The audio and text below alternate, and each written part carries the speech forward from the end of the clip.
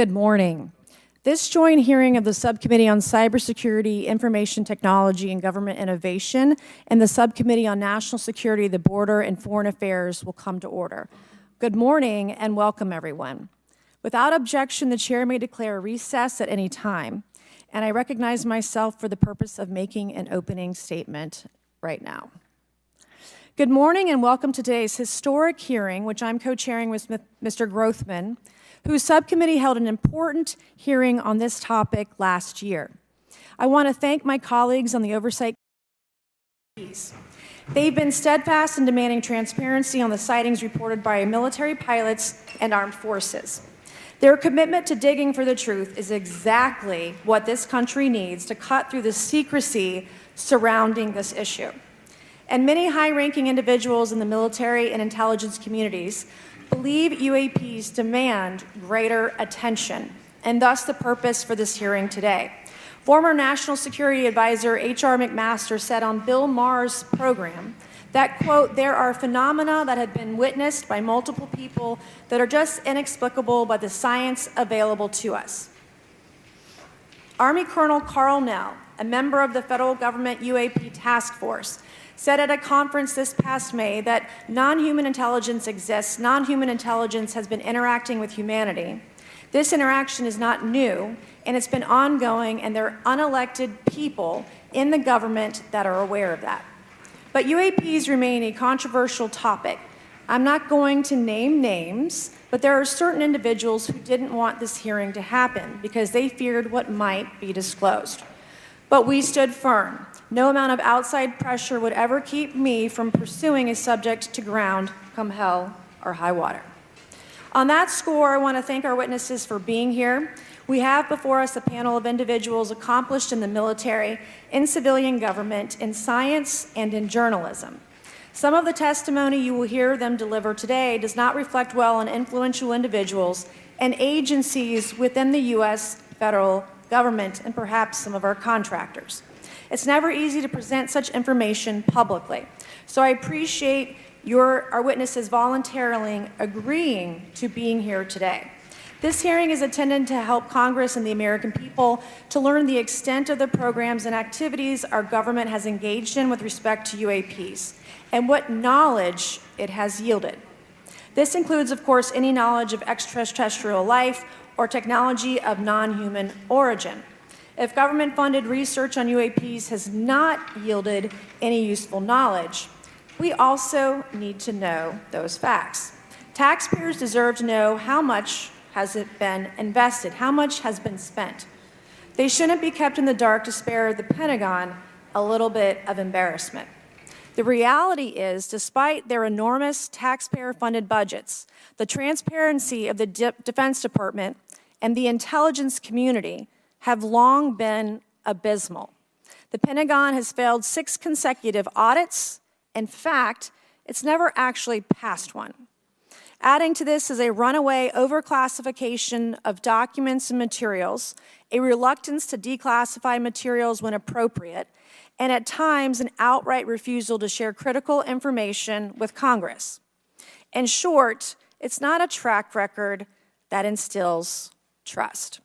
So Congress has tried in recent years to lift the veil and find out if information about UAPs is being withheld, not only from the American public, but also from their elected representatives in Congress. Part of the transparency effort was legislation created in the Pentagon, the All-Domain Anomaly Resolution Office, or AARO, but the new office is struggling to get its footing. A recent statutorily required report from AARO intended to illuminate the government's historic assessment of UAPs, was heavily criticized by those seeking UAP transparency. The report has stoked suspicions AARO is unable, or perhaps unwilling, to bring forward the truth about the government's activities concerning UAPs. I'm disturbed that AARO itself lacks transparency.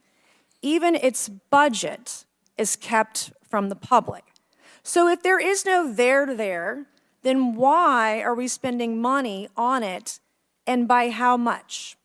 Why the secrecy if it's really no big deal and there's nothing there? Why hide it from the American people? Because I'm not a mathematician, but I can tell you that doesn't add up.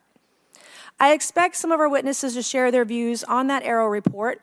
We will also hear from the witnesses today allegations of UAP-related misinformation and disinformation by government officials of which they are personally aware and directly experienced.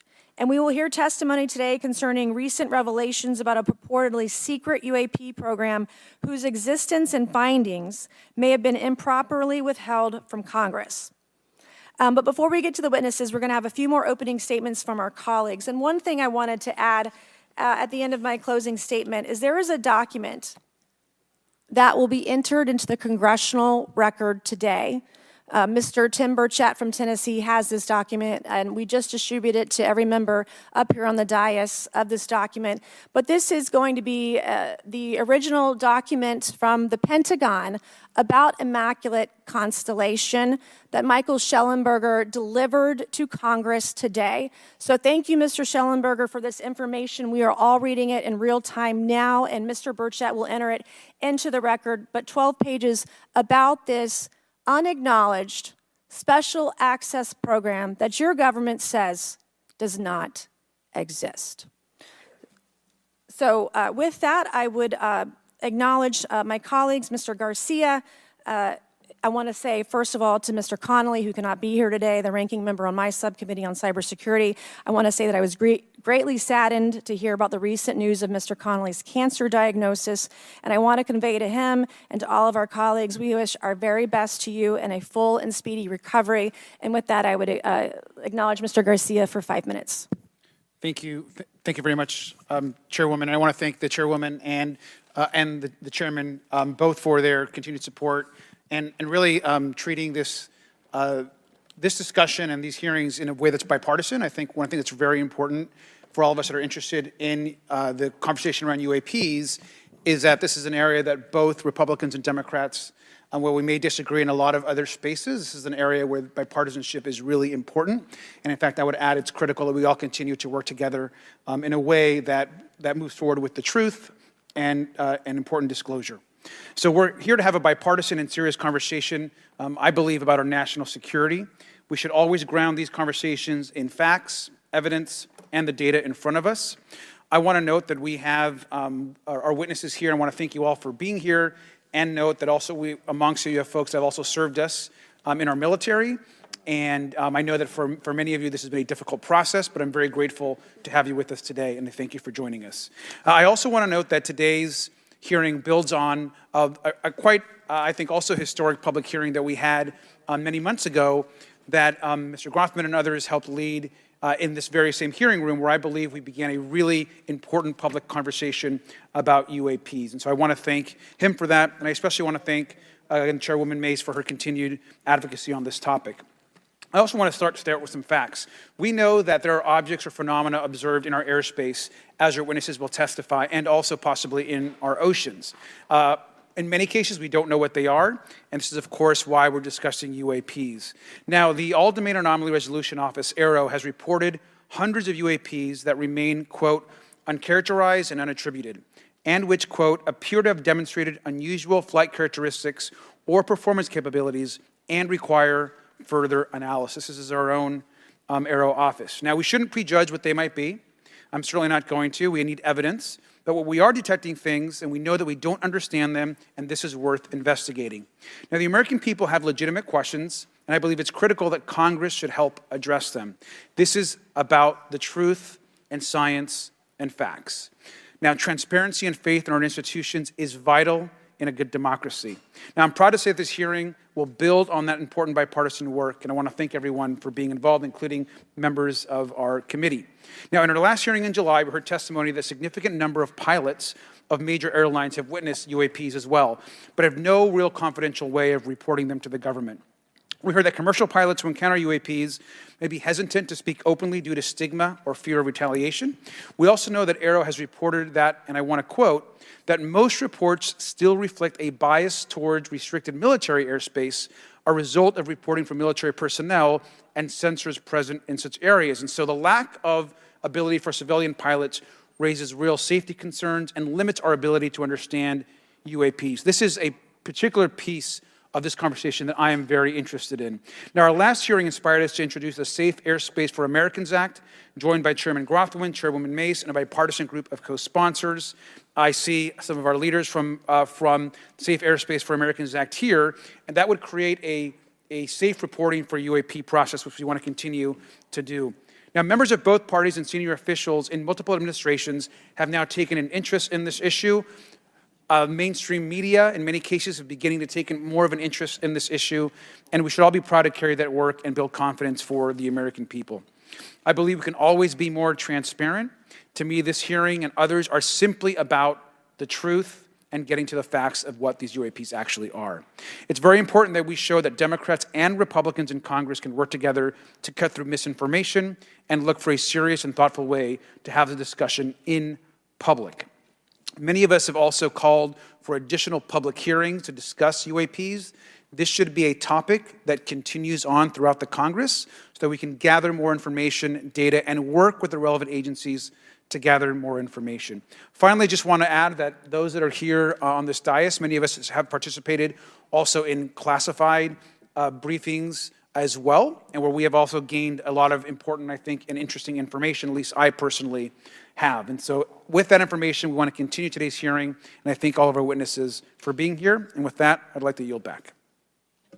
Thank you, Mr. Garcia, and I'd now like to recognize Mr. Grothman for a 5-minute introduction. Thank you. Good morning. I'd like to thank our witnesses for being here one more time. This is a topic I've been interested in since 8th grade. I'd like to thank Ms. Mace for working with me on this topic and for making this a joint subcommittee hearing. Last year, the Subcommittee on National Security, the Border and Foreign Affairs held an historic hearing to understand the potential national security risk of unidentified anomalous phenomena, or UAPs. We heard from former Navy Commander David Fravor, who shared firsthand experience with a UAP engaged while on duty in the Pacific. We learned from David Gresh, a former member of the intelligence community, who revealed the supposed existence of secret government programs hidden from congressional oversight. Additionally, former military pilot Ryan Graves informed us of the limited ways in which the military and commercial pilots can report UAP sightings. Since that last hearings, I've led several briefings with government agencies to deepen my understanding with these issues. First, the Department of Defense Inspector General's Office informed us that the Department of Defense does not have a streamlined process for service members to report UAP activity. Since then, the Joint Chiefs have implemented standards for UAP reporting across the services. The Intelligence Community Inspector General informed us that whistleblowers often fear retaliation for reporting mismanagement of highly sensitive government projects or information. Finally, AARO has expressed to the committee that, like any other federal government agency, it's faced challenges in its establishment, specifically in hiring staff to manage UAP historical records and coordinating with other federal agencies.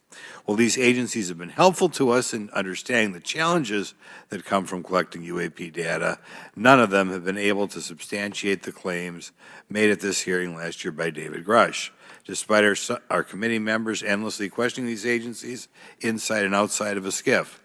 I hope our witnesses today will be able to provide evidence and content that is worthwhile to our pursuits of eliminating government waste and increasing transparency. To help alleviate some of the roadblocks, I'm supportive of measures that were included in last year's National Defense Authorization Act to increase transparency and improve record-keeping measures when it comes to UAPs.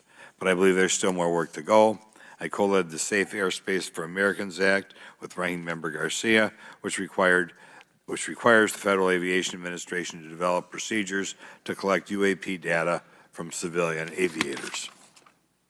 I look forward to working with members of Congress to see that this legislation and other UAP legislation crosses the finish line. I'm deeply alarmed by the reporting of the massive drone swarm that flew over Langley Air Force Base in Virginia last December. Langley is the home of the 1st Fighter Wing, which maintains half of the F-22s in the U.S. Air Force inventory. Reports of this incident indicate these drones were roughly 20 feet long, flying more than 100 miles an hour at an altitude of over 3,000 feet. Yet the origin of these drones and their operators remains a mystery. This incident and other sightings near sensitive military installations highlights the complexity of the UAP challenge facing our intelligence, defense, and homeland security committees. Whether these phenomena are the result of foreign adversaries developing advanced technologies or something else entirely, we must take them seriously, investigate them thoroughly, and assess their implications on national defense. The repeated UAP sightings around sensitive military sites underscores the need for innovative defensive strategies beyond traditional measures. They also highlight the urgent need for updated policies to address emerging threats as well as more effective interagency cooperation and intelligence sharing. However, none of this is going to be possible without transparency. For far too long, critical information about UAPs has been either classified or ignored, leaving the American public and key congressmen without clarity needed to make informed decisions. Declassifying reports and fostering a more open dialogue about UAPs will not only increase the public trust, but also encourage collaboration between government, the scientific community, and our allies. Quite frankly, there's been things that have been kept secret that is, I think, old enough that there is no reason it shouldn't be released, regardless of any so-called, private information. A transparent approach will allow us to share insights, identify patterns, and develop new strategic defenses. As we continue to investigate these phenomena, we must do so with a mindset of protecting our country, advancing scientific discovery, and upholding the trust of the American people, who right now I don't think have trust, and it's just obvious I don't have trust. We cannot shy away from the unknown, especially when the stakes are so high. I look forward to discussing these matters with the witnesses today. I'm hopeful we can learn from the testimony and come out of this hearing with actionable ideas to advance UAP transparency. Actually, the idea is just to say, in my mind, go back 15 years and everything has to be released. I'm hopeful that we can learn from their testimony and come out of this hearing. And with that, I yield back. Thank you. I'll now recognize Mr. Moskowitz for a 5-minute introduction. Thank you, Chairwoman. Good morning, everyone. I first want to thank the chairs and ranking members for holding the hearing today on this topic and, again, having a second hearing. I want to thank the witnesses for coming forward today to share your expertise on UAPs and the need to build trust through transparency. But first, I want to mention, you might be wondering why Chairman Comer has allowed me to be a ranking member today, but it's really only because our dear friend, Jerry Connolly, is not here. As Chairwoman Mace mentioned, he was diagnosed with esophageal cancer, and all of us on this committee know Jerry, and he's a fighter, and we're praying for him and hoping for his speedy recovery. So today's hearing marks this committee's second meeting dedicated to UAP transparency.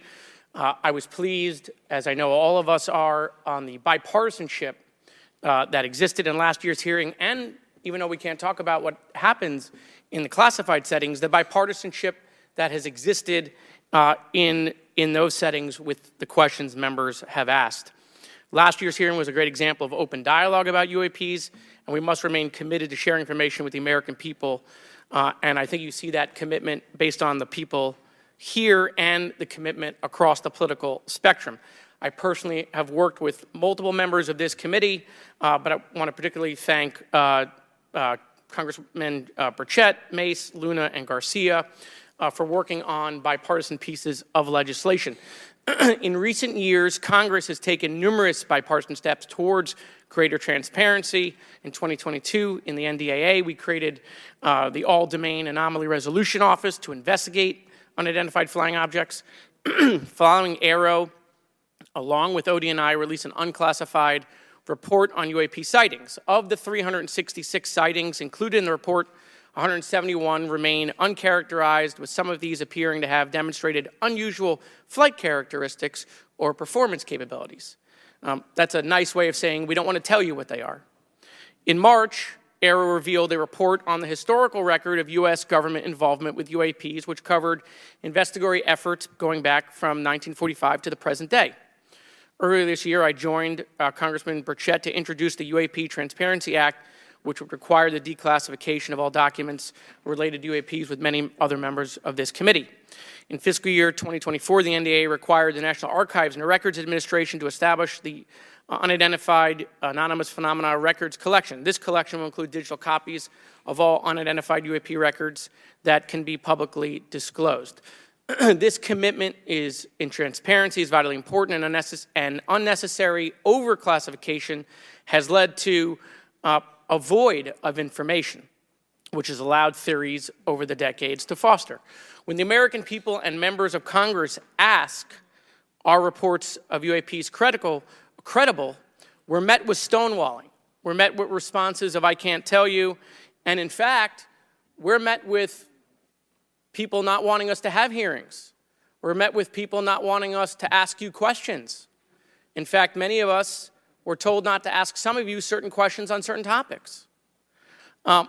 In a time of heightened distrust of our government institutions, I believe more transparency is not only needed, but is possible. And obviously we can respect national security limits, but we also have to provide our constituents with the information and oversight that they have tasked us for.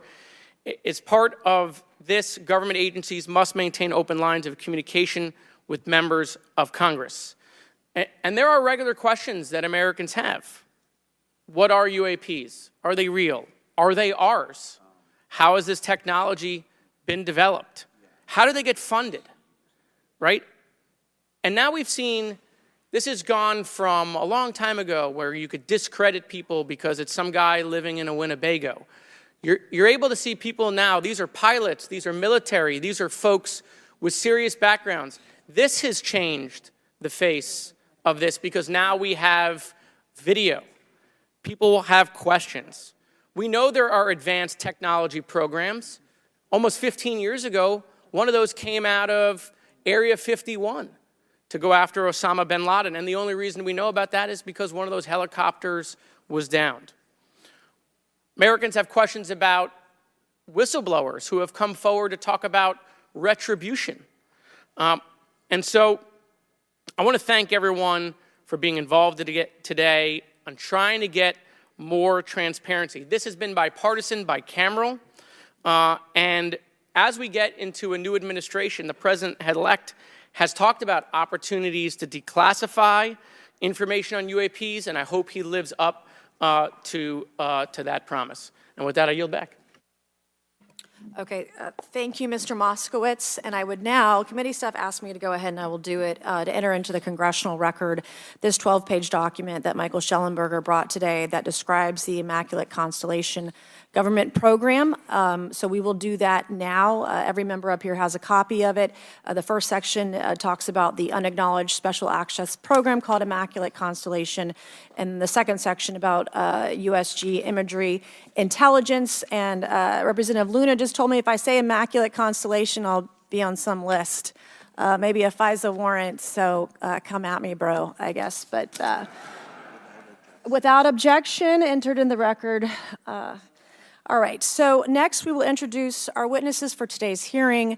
Thank you so much for being here. Our first witness is retired Rear Admiral Tim Gallaudet, who retired from the U.S. Navy and is now the Chief Executive Officer at Ocean STL Consulting. Our second witness is Mr. Lou Elizondo, a former Department of Defense official and author of a recent bestseller book about UAPs. Our third witness is Mr. Michael Schellenberger, founder of the newsletter Public and author of a recent journalistic piece about special access programs, including one widely identified as Immaculate Constellation. I swear the staff wants me on a list. Okay, and our last witness today is Mr. Michael Gold, a former NASA official who is also a member of the NASA UAP Independent Study Team. Welcome, everyone. We are pleased to have you today. Pursuant to Committee Rule 9G, the witnesses will please stand and raise your right hands. This is where it gets real. Do you solemnly swear to affirm that the testimony that you are about to give is the truth, the whole truth, and nothing but the truth, so help you God? Let the record show that the witnesses all answered in the affirmative. We appreciate all of you being here today and look forward to your testimony. Let me remind the witnesses that we have read your written statements and they will appear in full in the hearing record. You guys may be seated. Please limit your oral statements to 5 minutes. As a reminder, please press the button in front of you so the microphone is turned on so that everyone in the room, members included, can hear you. When you begin to speak, the light in front of you will turn green. After 4 minutes, the light will turn yellow. When the red light comes on, your 5 minutes has expired, and we would ask that you please wrap it up. So I will first recognize Rear Admiral Gallaudet to please begin your opening remarks. Thank you, Chairwoman Mace, Chairman Grothman, Ranking Members Connolly and Garcia, and members of the committee. Thank you for this opportunity to testify today regarding unidentified anomalous phenomena, or UAP. Confirmation that UAPs are real came to me in January of 2015 when I was serving as the commander of the Navy Meteorology and Oceanography Command. At the time, my personnel were participating in a pre-deployment naval exercise off the U.S. East Coast. It included the USS Theodore Roosevelt Carrier Strike Group, and this exercise was overseen by the United States Fleet Forces Command, led by a 4-star admiral who at the time was also my superior officer. During this exercise, I received an email on Navy's secure network from the operations officer of U.S. Fleet Forces Command. The email was addressed to all the subordinate commanders, and the subject line read in all capital letters, "Urgent Safety of Flight Issue." The text of the email was brief but alarming, with words to the effect, "If any of you know what these are, tell me ASAP. We are having multiple near mid-air collisions, and if we do not resolve this soon, we are going to have to shut down the exercise."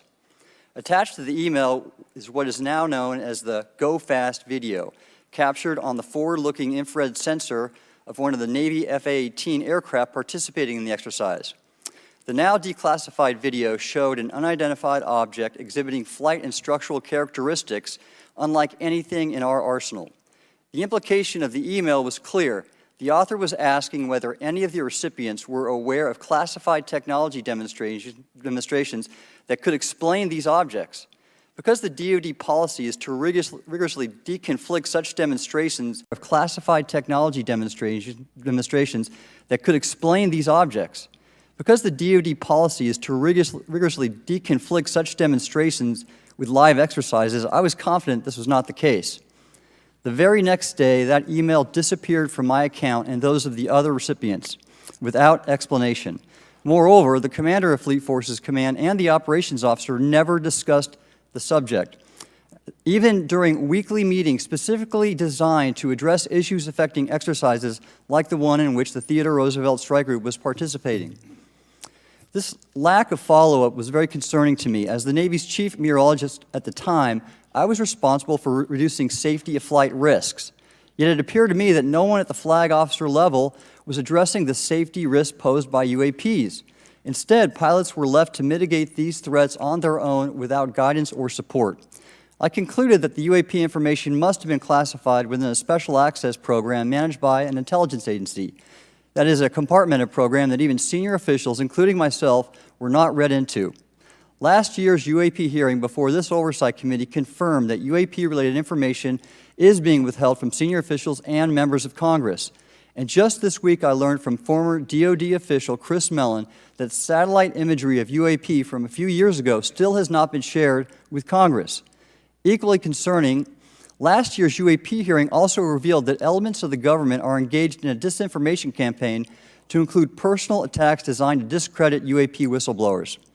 Having never signed a non-disclosure agreement regarding UAPs, and now as a private citizen, I've become an advocate for greater UAP transparency from the government. The continued overclassification surrounding UAPs has not only hindered our ability to effectively address these phenomena, but has also eroded trust in our institutions. While I applaud previous bipartisan legislation passed by Congress concerning UAPs, a more comprehensive approach is needed to address the broader implication of UAP on public safety and national security, as well as the socioeconomic opportunities that open UAP research could unlock. Therefore, I recommend Congress take the following action, which I believe will receive bipartisan support. First, establish robust oversight of the executive branch's management of UAP information by directing key officials, beginning with the director of the DoD's All-Domain Anomaly Resolution Office, to provide comprehensive briefings on what the government knows about UAP and does not know. Two, enact the provisions of the UAP Disclosure Act that establish a UAP Records Review Board to ensure independent oversight, transparency, and accountability in the government's handling of UAP information.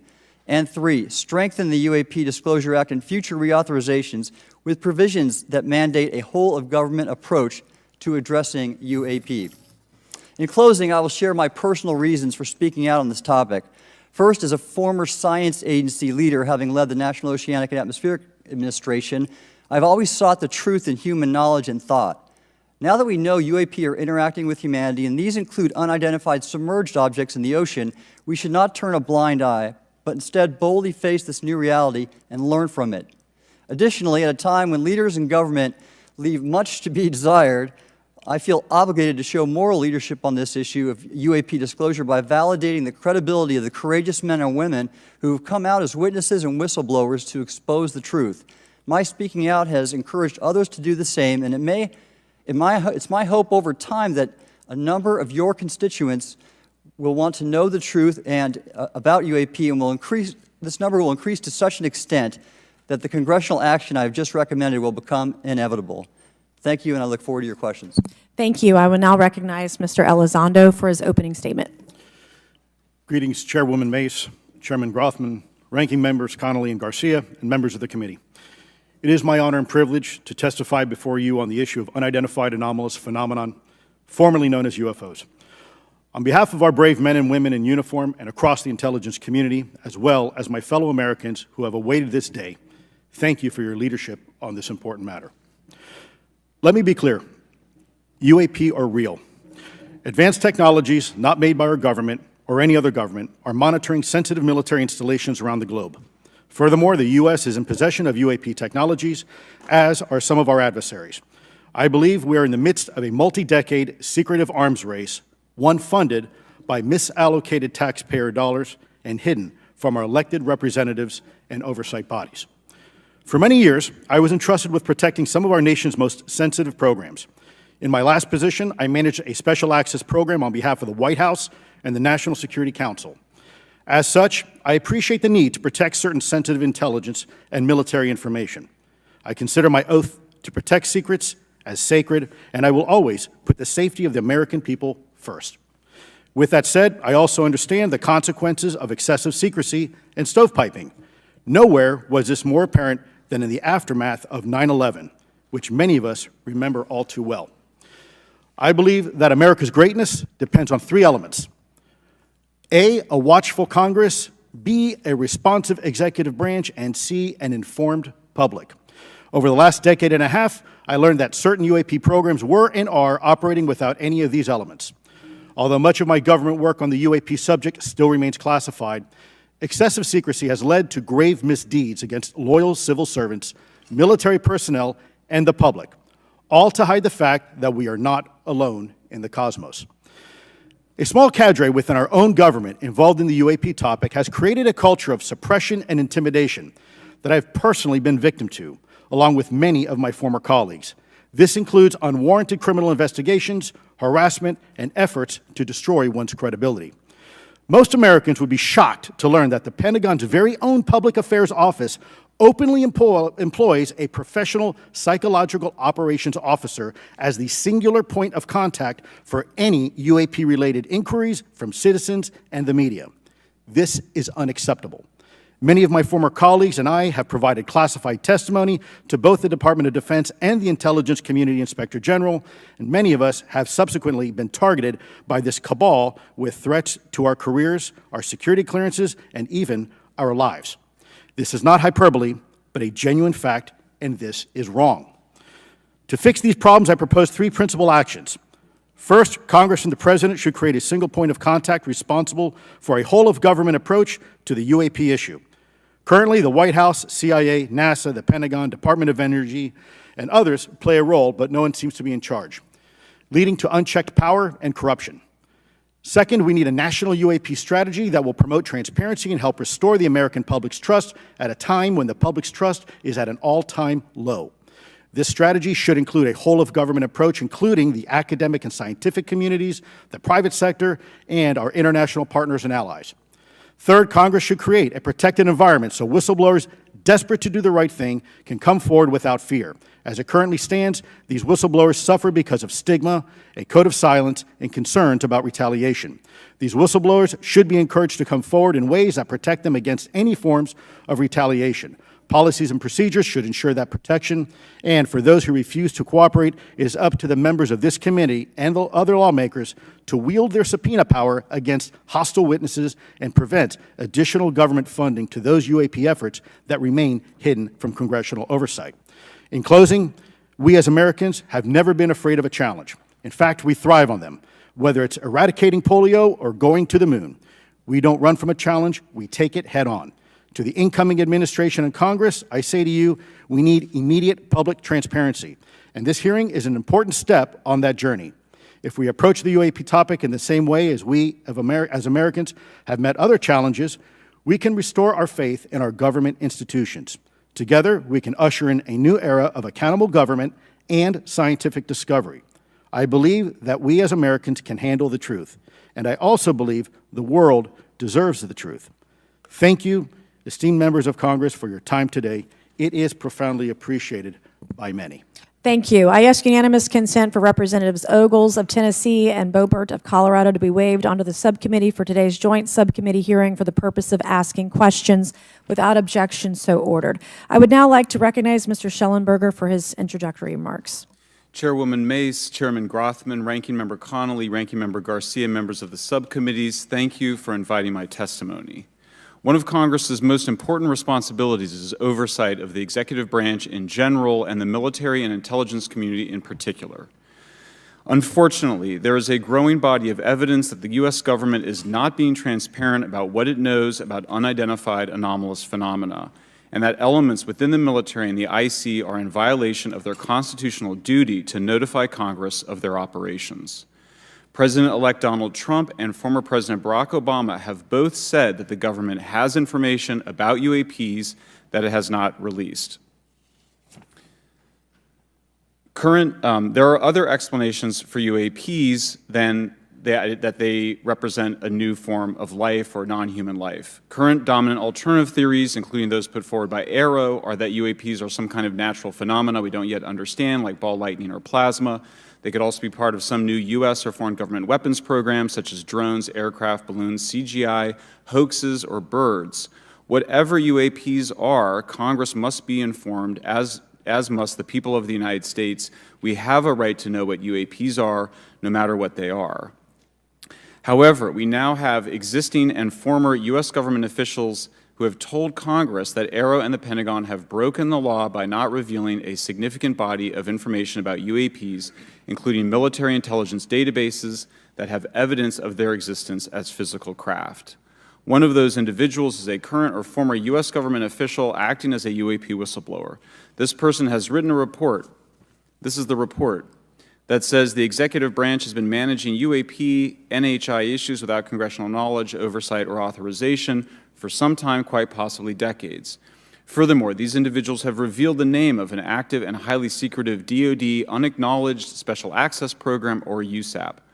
The source of that document told me, that the USAP is a strategic intelligence program that is part of the U.S. military family of longstanding, highly sensitive programs dealing with various aspects of the UAP problem.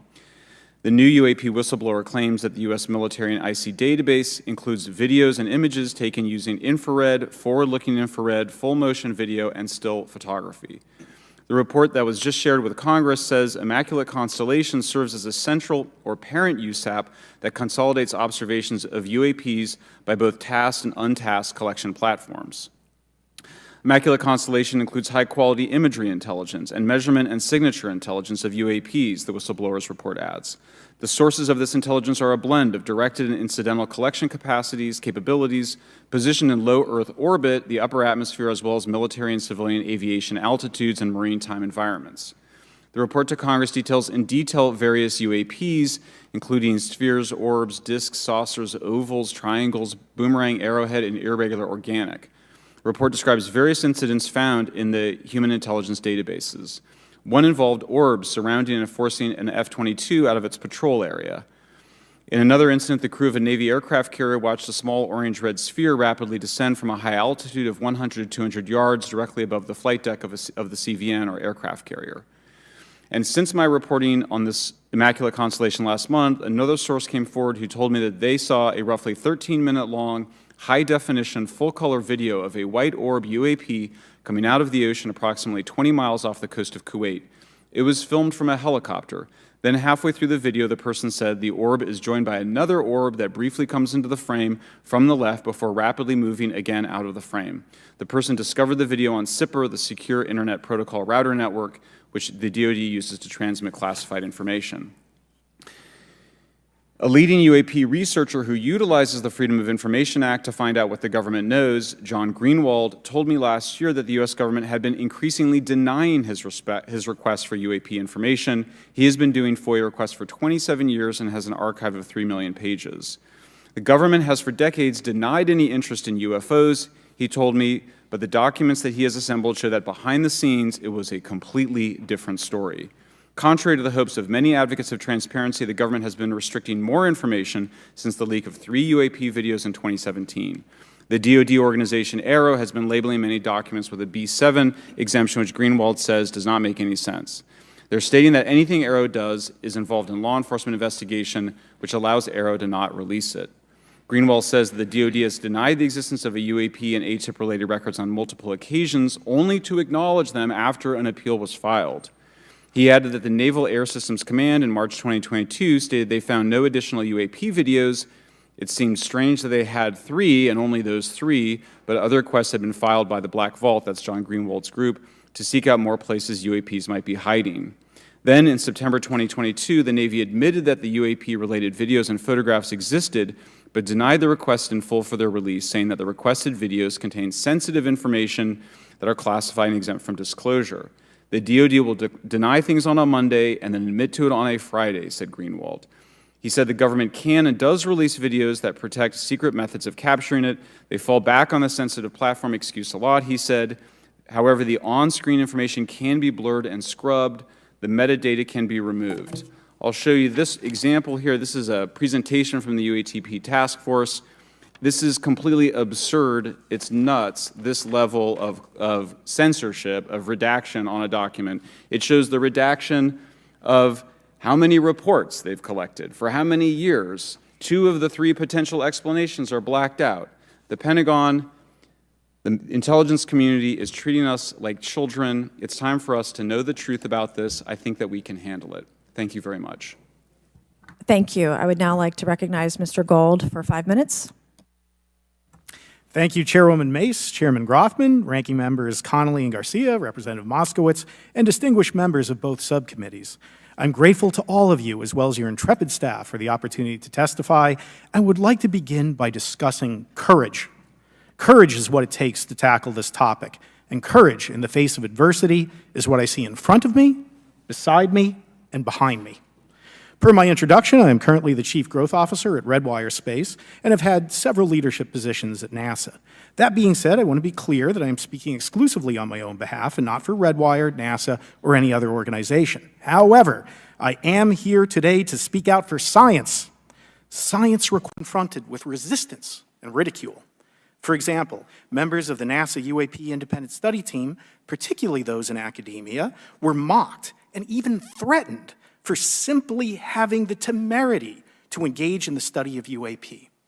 Our best tool for unlocking the mystery of UAP is science, but we cannot conduct a proper inquiry if the stigma is so overwhelming that just daring to be part of a NASA research team elicits such a vitriolic response. Therefore, one of the most important actions that can be taken relative to exposing the truth of UAP is to combat the stigma. And this is where I believe that NASA can be eminently helpful. The NASA brand is synonymous with hope, optimism, and credibility. If you were to take a walk down the National Mall, you would immediately see the NASA logo on t-shirts, hats, and bumper stickers. Few federal agencies enjoy this kind of popularity. I've never seen anyone wearing an Office of Personnel Management t-shirt, which is why NASA could play such an influential role. Specifically, NASA could, with relatively little cost and effort, host symposia on UAP, or even just participate in existing panels examining the topic.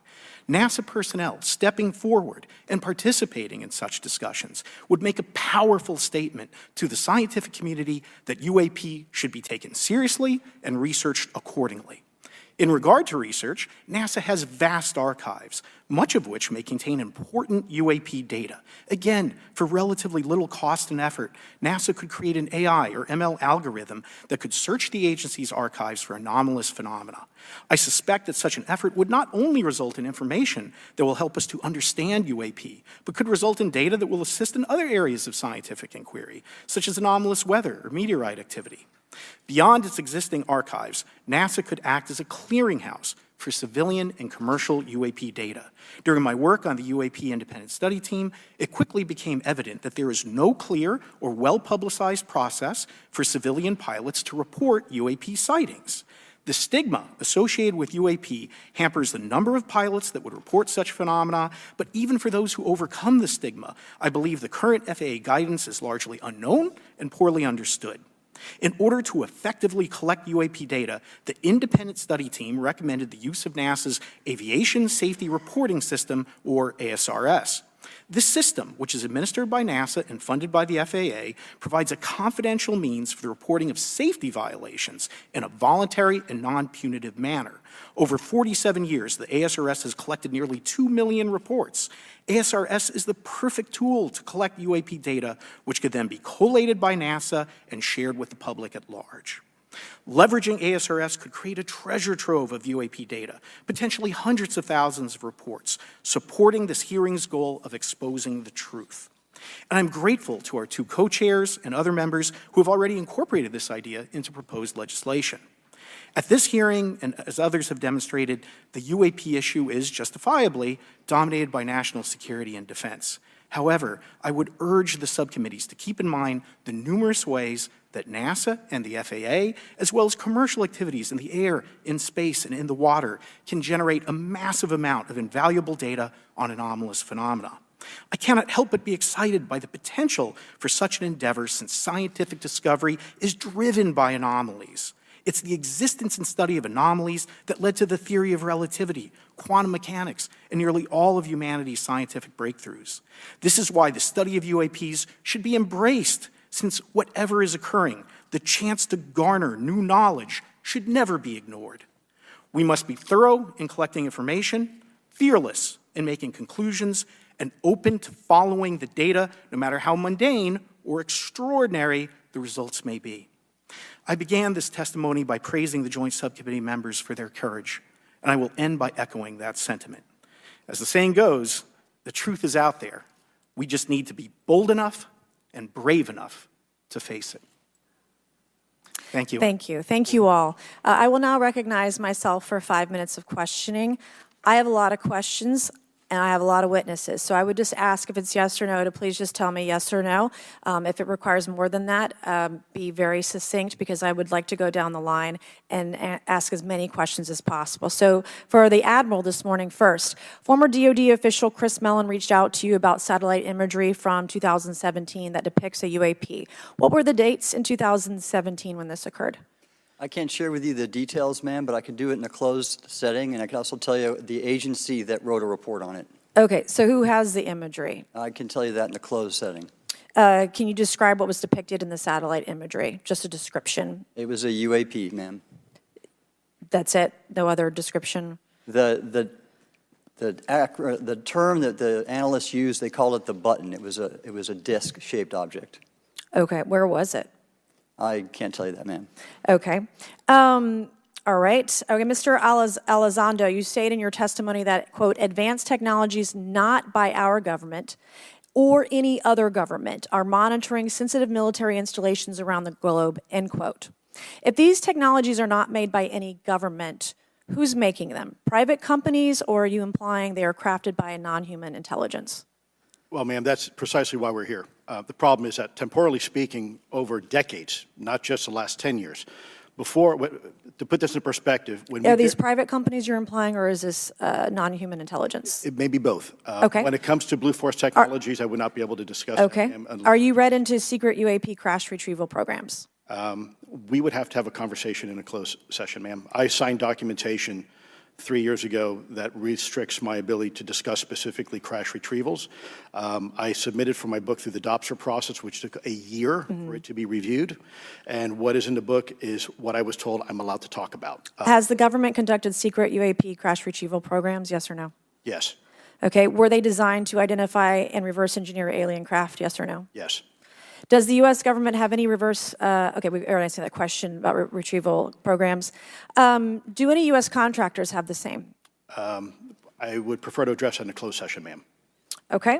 In your book, you mentioned government employees who've been injured by UAPs, placed on leave, and receiving government compensation for their injuries. Is that correct? That is correct. How can the government deny we have recovered craft if they're paying people because they've been injured by recovered craft? Ma'am, that's a great question. That's why I think we're here again, because I've seen the documentation by the U.S. government for several of these individuals who have sustained injuries as a result of a UAP incident. It's a crazy idea, right? The hypocrisy and the logic. Okay, Mr. Schellenberger, I'm going to say it again to be very clear. Immaculate Constellation. What's its mission and how are they funded? Its mission is to, as I stated, its mission is to, it's an unacknowledged special access program. Its mission is to document UAPs. Okay, and do you, for your story and your report, do you have more than one credible source? I do. Sourcing, okay. I do. And then why do you believe your sources to be credible? How do you judge the veracity of the documentation you've been provided about this program? I checked the sources, and they are who they say they are. They are current or former government officials. I wanted to also add that I did not specify that they were Defense Department employees. I didn't specify the agency nor the gender. Would they have included non-government employees, people that aren't employed by the government? These are, I'm comfortable saying that these are government or previously government employees. Any of them currently employed by a private contractor or private contractors? I'd rather not say. Okay. What's the key takeaway, just a few seconds, about the Immaculate Constellation document you provided us today? I think that what the American people need to know is that the U.S. military and intelligence community are sitting on a huge amount of visual and other information, still photos, video photos, other sensor information, and they have for a very long time. And it's not those fuzzy photos and videos that we've been given. There's very clear High res. images, high resolution. How many visuals, graphics, videos, photos? I mean, I've been told hundreds, maybe thousands. I mean, I also wanted to say, because there was some conversation around concern around the revealing of these materials, revealing the source collections, but some of these are shot from helicopters using normal videos of oceans. I just think that's absurd that somehow you're going to be revealing some secret U.S. technology by revealing that you've photographed orbs off the coast of Kuwait. Okay, thank you. I have 8 seconds. Mr. Gold, did the NASA Independent Study Team get briefed on what you call OSAP? Very quickly. I flagged the Advanced Aerospace Weapons System Application Program to our chair and our DFO. We did not get briefed, but I believe it is definitely worth looking into. That was probably the largest UAP review effort ever, and I think produced a lot of interest data, including revealing Nimitz. I don't know if my fellow witness, Lou, might want to, he did yeoman's work on it, might want to comment. Okay. All right, I'm going to turn to Mr. Moskowitz, who will be recognized for 5 minutes of questioning. Thank you, Madam Chairwoman. So, Mr. Gold, you gave a whole diatribe for a couple of minutes about UAPs, science, data collection, stigma. A lot of non-believers in all of this would just ask a very simple question. Why? Why is it so hard? Right? Like, why are people, anytime they ask, why are they always thwarted? Why are they always judged? Why is they always have misinformation spread? Why is there always retribution? Why is it always met with an ear? What's the why? If it doesn't exist, why is it such a problem? I think if you go through the history of science, Representative, it is always difficult for breakthroughs and new information, regardless of whether it's UAP or any other kind of discovery. And in science, we're supposed to be open, but when you break with the orthodoxy of what's believed, whether it's Galileo saying that the Earth doesn't rotate, or the Earth rotates around the sun, or the sun doesn't rotate around the Earth, it's always challenging for new beliefs. And the more extraordinary those discoveries, the more extraordinary those new beliefs, it's very difficult. So I think this is natural. There's natural conservatism that when it comes to science, but this issue in particular has been very difficult where, again, even to attempt to study it becomes problematic. But every hearing like this, every news report, every video, documentaries. I was privileged to be a part of something Dan Fair is putting together. I think many of us have interviewed for it, documentary over 30 different government officials. Every brick in the wall will help get us closer to getting to the truth. I appreciate that. Mr. Elizondo, did I have that correct? Sir. I'm a recovering lawyer, so I'm going to put my hat on for a second. You said you signed a document. Love that. Who gave that to you? The U.S. government, sir. Okay, you have a copy of it? It is stored in a SCIF right now. I do not have possession of it. The U.S. government does. What department of the U.S. government gave you this document? I will say the Department of Defense. Unfortunately, I can't say in this forum much more than that. You specifically said the document said you can't talk about crash retrieval. Well, you know, you can't talk about Fight Club if there's no Fight Club. Correct. Okay, I'm just making an observation. Yes, sir. So that document that you signed, that you said exists, specifically said you can't talk about crash retrieval. Correct, sir. It was a limitation on what because already I'd been speaking publicly about the topic, and so the document said you can continue saying X, Y, Z, but you cannot discuss the topic. When you, of crash give retrievals. me the atmosphere of signing this document. You're in a room by yourself? I'm in a SCIF with a security officer, sir. Just one-on-one, anybody else? There may have been an assistant as well. It was in a SCIF within a Department of Defense facility. Give me your background real quick. My background is I went to school to study microbiology and immunology, entered into the U.S. Army, and after a very short stint in military intelligence, I became a counterintelligence special agent. As a civilian, later on I became a special agent in charge, running investigations in counterterrorism and counterespionage primarily, with some experience in counterinsurgency and counternarcotics. And then in 2009 timeframe, when I came back to the Pentagon after a tour with the Director of National Intelligence, I quickly became part of a program that was originally called OSAP that evolved into the program now called ATIP, which is where those videos that we now see, the Go Fast, the Gimbal, the FLIR, that was part of our effort, sir. Right, so you're not some conspiracy theorist. You actually have a legitimate background. Well, sir, I'm certainly not a conspiracy theorist. I'm fact-based, just say facts. So when you're in this room, I want to paint the picture for everybody. You're in this room, you're by yourself, you're in a SCIF, you're handed a document. How long is the document? It's about a page front and back. So basically, you have some things they call trigraphs, which I cannot, again, talk to. How long were you given to sign the document? As long as I needed, sir. And what if you didn't sign it? Well, I suspect there'd be repercussions. I wouldn't have access to certain information. Were you allowed to ask a lawyer, or weren't allowed to ask for a lawyer to review the document? It wasn't an option, but they probably wouldn't have allowed me to, because the document itself was pretty explicit about you have to be, wait, you're putting me in an interest, let me try to thread the needle here.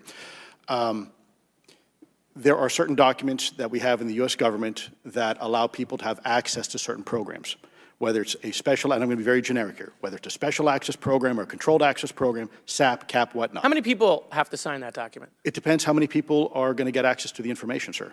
Okay. Last question. Doctor, real quick, can you tell us about the Omaha incident in greater detail? I've read your background, right? Some people would label you as a member of the deep state, since you worked in government for a long period of time. But can you tell us more about that incident? You've written a lot about that. I wrote a lot about incidents like it, Congressman, but that specific incident involved the USS Omaha, littoral combat ship, again, something that was aloft but had no observable exhaust or control surfaces, so it was something that couldn't be explained, and then they saw it enter the water from the atmosphere and going through the air-sea interface, and so thus exhibiting trans-medium travel. Thank you. I yield back. Thank you. I'll now recognize Mr. Grothman for 5 minutes of questioning. Yeah, we'll start with Mr. Gallaudet. During a previous UAP hearing, Navy Commander David Fravor discussed the TikTok object engaged in 2004. Are you familiar with the incident, the TikTok incident? Yes, sir. And that's almost 20 years ago, right? Yes, sir. It's been said there are more videos, documents, and reports related to this incident. Do you believe the information regarding the TikTok incident should be available to all members of Congress? And in your expertise, what reason would the Department of Defense possibly have for not releasing information that's over 20 years old? Thank you, Congressman. I don't think there's any good reason to withhold information and important data, especially of national security concern, from Congress. What would they say? I will speculate, sir, that they don't want to share that kind of information because it reveals weaknesses in our ability to monitor and protect our airspace. Okay. In your written testimony, you claim last year's UAP hearing before this Oversight Committee confirmed that UAP-related information is, well, it's not only being withheld, but that elements of the government are engaging in a disinformation campaign to include personal attacks designed to discredit UAP whistleblowers. Could you elaborate on that statement a little? Yes, sir. Earlier this year, I met with the DoD's All-Domain Anomaly Resolution Office, and what I thought would be a 90-minute meeting just to meet with leadership turned out to be an hours-long influence operation on me, where they attempted to convince me of the validity of the very flawed and error-ridden historical records report. In addition, they tried to have me question very valid UAP reports like the Tic Tac incident, and even coming to stating possibly that the Tic Tac was American technology. And then, of course, if you ask David Fravor or Alex Dietrich, the two witnesses, they were convinced it was otherwise. And then, and they also cast discredit on various UAP whistleblowers and witnesses to question their validity and credibility as witnesses. Okay. We'll go to Mr. Elizondo. Hope I got that right, or not, at least Close not enough, that sir. right. You're familiar with the recent drone incursion over Langley Air Force Base? Yes, sir. The owners of these drones remain unclear. The U.S. military has not been able to give us in Congress an answer. Given your experience with the Department of Defense and the intelligence community, how frequently are UAP sightings over military installations? And secondly, I suppose hypothetically you could have incursions over just, say, regular airports. Is it obvious these incursions are more likely over military facilities than just a random airport out there? Yes, sir. There's definitely enough data to suggest that there is certainly some sort of relationship between sensitive U.S. military installations, also some of our nuclear equities, and also some of our Department of Energy sites. There is a long historical record that some of your colleagues may have, documentation that demonstrates this. This is not a new trend. This has been going on for decades, and that information has been obfuscated, unfortunately, from folks like you in this committee. And I think that's problematic because ultimately, at the end of the day, we have a significant situation here. We have something that can enter into U.S. airspace completely with no attribution. And how long has this been going on? Sir, decades, and there's information that will hopefully be entered into the Can you record. think of any possible reason why they can't release any information they have on something, say, 15 or 20 years old? Sir, if I could echo my colleague here, Admiral Gallaudet, I think one of the big issues that we have in the intelligence community, Department of Defense, is we don't want to broadcast any potential vulnerabilities or weaknesses in our national defense systems or our intelligence collection platforms. Therefore, when you have a conversation where you address a problem for which there is no solution, it makes that a very uncomfortable conversation to have. Okay, we'll switch to Mr. Schellenberger. The primary reason you're here today is because you published an article on the news publication that you own called Public, right? Alleging that a new unnamed government whistleblower has come forward asserting that a highly classified program exists dedicated to recovery and reverse engineering of UAP technologies. Can you give us what specific evidence you have or that your source provided you to substantiate the claims about the existence of the Immaculate Constellation program? Well, you have the report in front of you now, so you can see it for yourself. I checked the report, and I did not find it based on existing cases. It was new cases for me. I hadn't found anybody. So that answered for me that it was not obviously circular reporting, which is one of the big concerns in this space. I also had the name of the program confirmed by more than one additional source.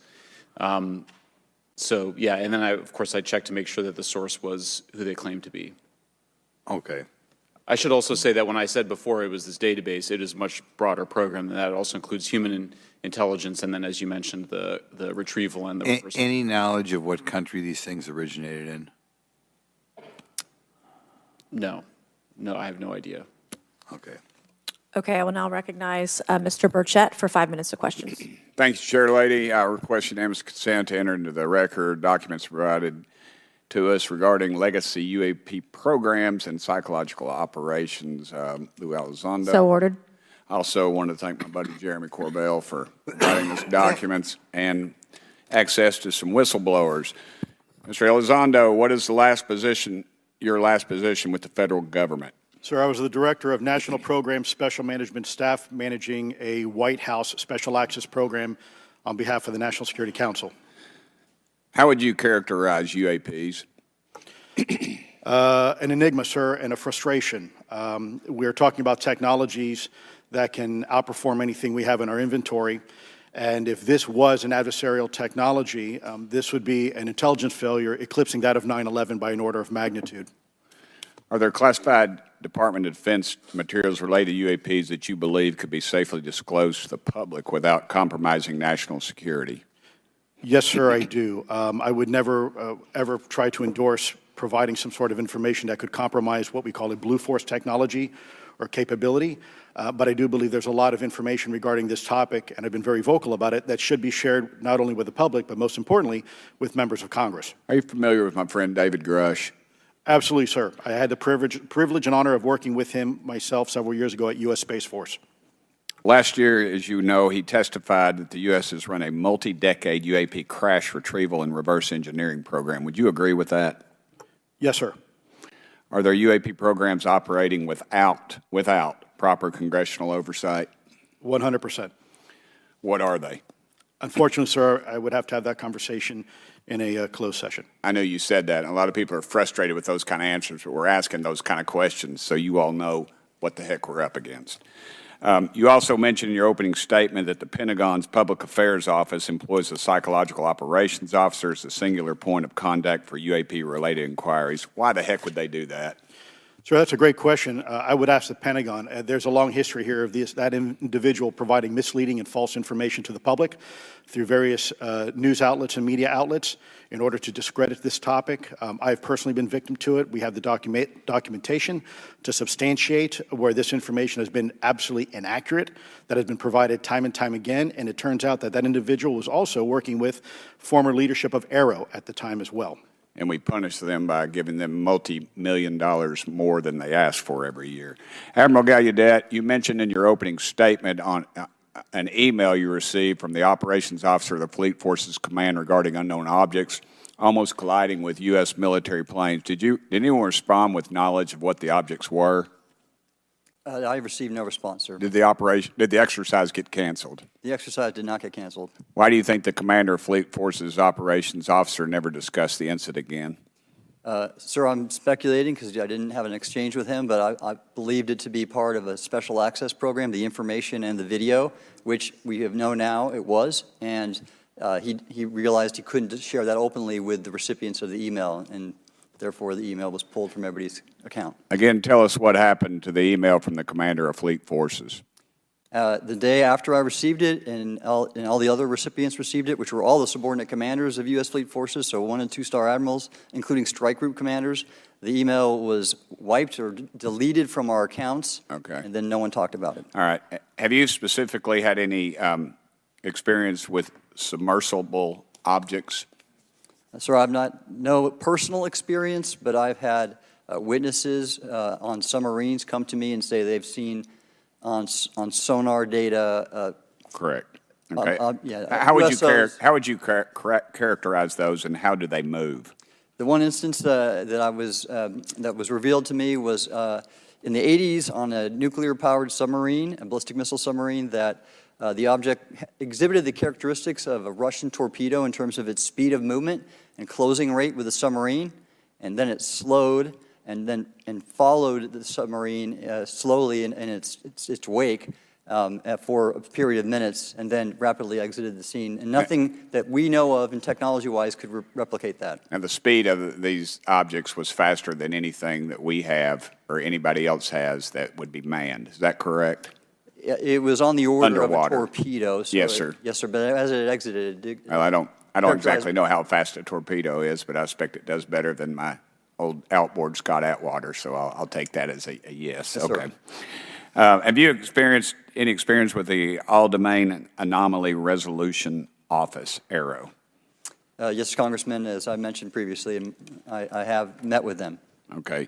You heard Mr. Elizondo describe psychological operations for those contacting the Department of Defense about UAPs. You mentioned a similar influence operation by ARROW. Why are federal agencies invested in running information operations about UAPs if they do not exist? Yes, sir. But I'll make a statement on ARROW's behalf. They have new leadership. The office has reached out to me to meet again, and I take that as a good faith effort, and we'll see where that goes. Thank you, Chair Lady. I've run over. Thank you. Thank you, Mr. Tennessee. I would now like to recognize Mr. Higgins. You're the king of Tennessee. Mr. Higgins, you're recognized for 5 minutes of questions. Thank you, Madam Chair. Mr. Elizondo, Mr. Schellenberger notes in the report that we've been given for this hearing. I believe, Mr. Schellenberger, let me shift you, the author of this report. I'm sorry, sir, I'm not the author Mr. of... Schellenberger, were you the author of this report? No, I was no not. name on it. No, Do you know the author? I do. You do. And how would you estimate that madam or gentleman, the author? The person is a current or former U.S. government employee. And it states here that this is the public version of the author's report. Yes. So where might one find the non-public version of the author's report? I don't know the answer to that. Would that be with the Department of Defense? I don't know. But you do know the author. I do. You know what the author's sources were? The author's sources are described in the report. These databases, the Immaculate Constellation. Right, but you expressed some confidence in the sources I would. earlier in I do. testimony. You expressed confidence. So do you know those sources? I do. Are they within the Department of Defense? I can't say. You can't say or you won't say? I won't say. Okay, why not? Because I protect my sources, and I think the But you're reason. not naming them. It's a big department. But many of us on my side of the aisle would say it's far too big. So you're talking about the Department of Defense, sources from within the Department of Defense? I'm not willing to reduce the Okay. potential universe of where my sources might be. Okay, moving on. In this report, Mr. Elizondo, for reference, several types of allegedly alien craft or possibly alien craft or unknown aerial phenomena, what we used to call UFOs, are described. Spheres and orbs, discs and saucers, oval or tic-tac, triangular shape, boomerang and arrowhead, and irregular or organic. Mr. Elizondo, does that summarize to you the types of craft that we're discussing today? Sir, that is a general morphology, historically speaking, of many UAP. So those descriptions are very different craft. Is it your assessment that they would come of different origins? It's possible, but it's also could be in sense a matter of utility. And let me just state for the record, I never read the report that or the article that Mr. Schellenberger put out. The reason That's is a good point. We're just referencing it. Yes, sir. For descriptive purposes for the American people. Mr. Schellenberger, in this report, it's striking to me that regarding the descriptions of experiences with these various craft, several of them include biological effects and several do not. Are you familiar with what I'm talking about? Yes. Okay, so spheres and orbs, triangular craft, and irregular or organic craft include some descriptions of biological effects, including feelings of unease, electronic device malfunctions, long-term psychological effects such as anxiety or insomnia have been noted, feeling of being watched, a shared awareness with the triangle craft, and under the irregular and organic craft, biological effects include physical sensations of warmth or cold and unexplained smells and psychological distress. So these are very specific descriptions of the reactions of human beings, which allegedly have been noted from a study here, a report. All of those experiences would have been described by the sources that the author used. I'm not sure I understand your question. This is a very broad description of biological effects, and it's striking to me that they are present with relation to some types of craft, but Right. absent in others. This would require a great deal of research and study. Can you explain that? My understanding is that this is, the database is very large. It includes both the images, the videos, the still images, as well as the human intelligence, the reports, the raw data from individuals having these experiences. So in answer to your question, yeah, I mean, I think we're looking at a very large amount of data collected over many decades. And that data is held by the Department of Defense? Well, I will say that after I published, I was told that this program, that the USAP was actually managed by the Department of Defense, but held at the White House. Roger But that. that's a single source, and I don't have multiple sources to verify that. Thank you, sir. I did my best to trick an answer out of you, but I was partially successful. Madam Chair, I yield. Thank you. I now recognize Mr. Frost for 5 minutes of questions. Thank you, Madam Chair. In addition to serving on this committee, the Oversight Committee, I also serve on the Science, Space, and Technology Committee, where we often discuss how essential data and evidence are used in science and used at departments such as NASA. During a hearing, NASA Administrator Nelson affirmed the importance of NASA in helping us to understand UAP. Mr. Gold, if the government doesn't have the data it needs on UAP because, say, someone who saw something is concerned about stigma, public backlash, et cetera, or maybe there's just not good systems in place, how are we supposed to ultimately figure out what's going on? Yeah, thank you for the question. And let me compliment Administrator Nelson that there wouldn't have been a UAP independent study team if it wasn't for his leadership and courage. We're talking about data and where we can get data from. As I described, NASA has whole archives of data, much of which I believe will likely have information that will help inform UAP. We need only look. And again, in an era with AI and ML, we can relatively quickly and easily go through it. So I think it's something that we should encourage NASA to do. However, per Chairman Grothman's comment about UAP focusing on national security sites, I believe there's something, sir, that you may have heard of called sensor bias. That because we've got more cameras, more monitoring of national security, we don't know how extensive UAP activity may be over civilian areas. And this is to the second part of your question where we're not collecting the data. We're not collecting sufficient data from pilots. We're not collecting sufficient data from civilian and commercial activities. And this is, again, where ASRS, I think, could substantially change that, get the data out there, and allow us to do good science. Yeah. Thank you. I mean, on the data, you know, I'm a really big proponent of transparency. But obviously, there's always a little bit of balance that we have to have in government on transparency as well. I mean, last year, NASA appointed a director of UAP research in response to the recommendation by the independent study team.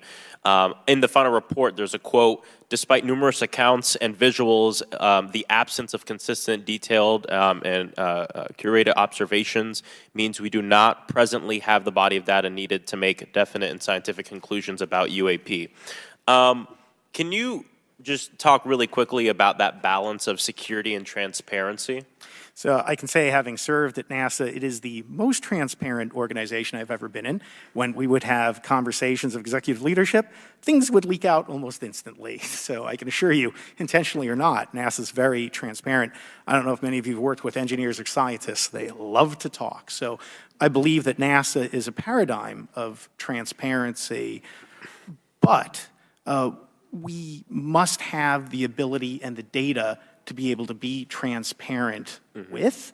And if we're not gathering that, if we're not looking at it, then we can't bring NASA into the game and get to that good science that you need. You know, it was about a year ago, I was touring a facility with a pretty senior government official. We went by a certain hangar, and they said, yeah, that's, you know, a company leases that out. We don't really know what's going on in there. We have no way of knowing what's going on in there. And there was a few of those, in fact, while we were driving around this facility. To what extent do you think that some of the UAP out there comes from off the books or unauthorized experimental aircraft? I mean, I think probably the vast majority of UAP are drones, experimental aircraft, weather conditions, which is, again, why I say if we review the data, I think we're going to discover a lot about things we weren't even thinking about. But there is a percentage that isn't. And looking into those anomalies is how discoveries will be made. And relative to science, Congressman, if I can say, when NASA studies black holes, when NASA studies galaxies, we have instruments that are tailored to do so. With UAP, we're using cockpit gun cameras or cell phones. We could never do good science with that. And let me tell you, the NASA budget is under pressure. We need to make sure that the Artemis program is funded fully. We need to beat China to the moon and maintain our presence in low Earth orbit. So NASA would need more money to do this, but I think tailored instruments that would look at UAP in the same way that we have tailored instruments to look at astronomical data is important to gathering valuable and uniform information. If we were studying black holes by using fighter cockpit cameras, we probably wouldn't know that much about black holes. 100%. Well, I think it's important that federal leaders take the necessary steps to ensure that UAP does not pose threats to the American public as well, and that we have the necessary budgets to collect this data so we can actually see what's going on. And I'm fully supportive of funding the Artemis mission. I think it's very important. Also, a personal note, the pilot is a frat brother of mine. He is a member of the Phi Beta Sigma Fraternity Incorporated, and so I would love to see my fraternity make it to the moon. But Redwire is building the cameras for Artemis, so we will take some pictures of your frat brother and get them. There we go. Thank you so much. I yield back. Thank you. I will now recognize Ms. Luna for 5 minutes of questioning. Mr. Elizondo, to your knowledge, can you name the country and around time frame that the first back-engineered UAP program started? Ma'am, unfortunately, I would not be able to have that conversation in public. Can anyone on the panel name that? None of you? Okay. This next question is for Mr. Gallaudet. To your knowledge, have any USOs ever outpaced our submarines? Yes, ma'am. At what magnitude? I don't have the exact speed, but again, a witness came to me, a credible former submarine officer who observed it on sonar data. And this was in the 80s in the North Atlantic during a storm, and it outpaced his submarine by orders of magnitude. Are you aware of any hotspots that currently exist off our shores in North America? Not with sufficiently credible data, ma'am. Okay, we've heard reports of there potentially being hotspots, maybe entry and exit points. Have you heard of any of that? I have not, ma'am, but my colleague here, Mr. Elizondo, does discuss some USO activity that he's observed in certain DoD databases. Mr. Elizondo, in regards to these aircraft being piloted by whatever they might be, non-human biologics, would you agree that it's likely that they are being piloted by some mind-body connection?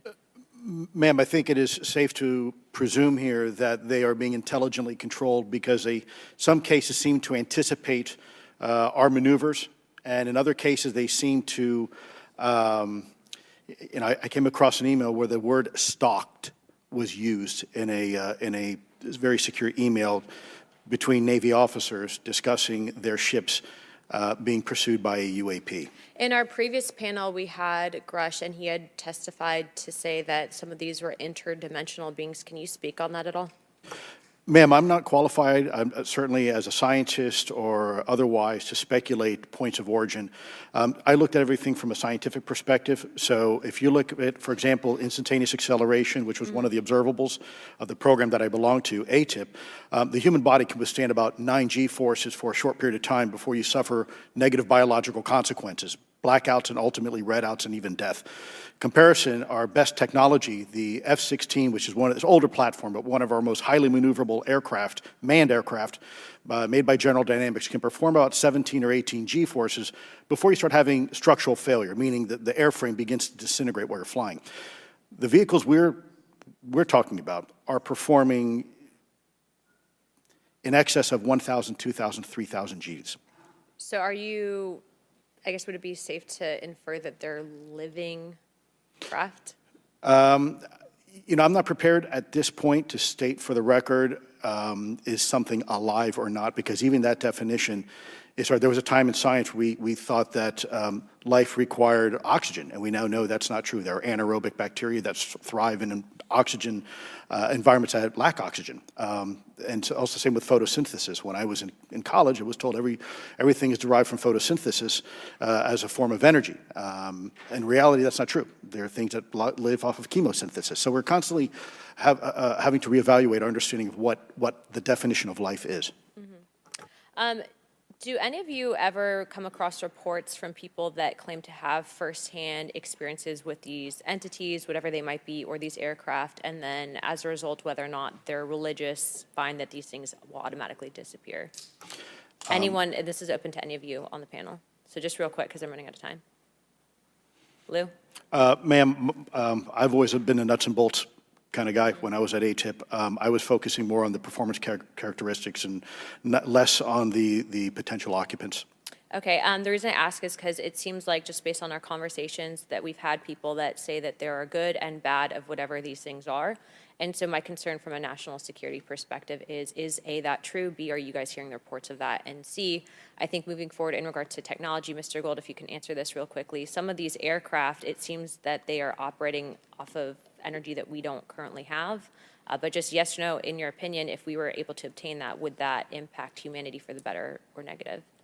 Would certainly save us some money on funding on Artemis. Definitely. And this is a national security issue, that if there is such technology out there, we're not the only country that might have access to it.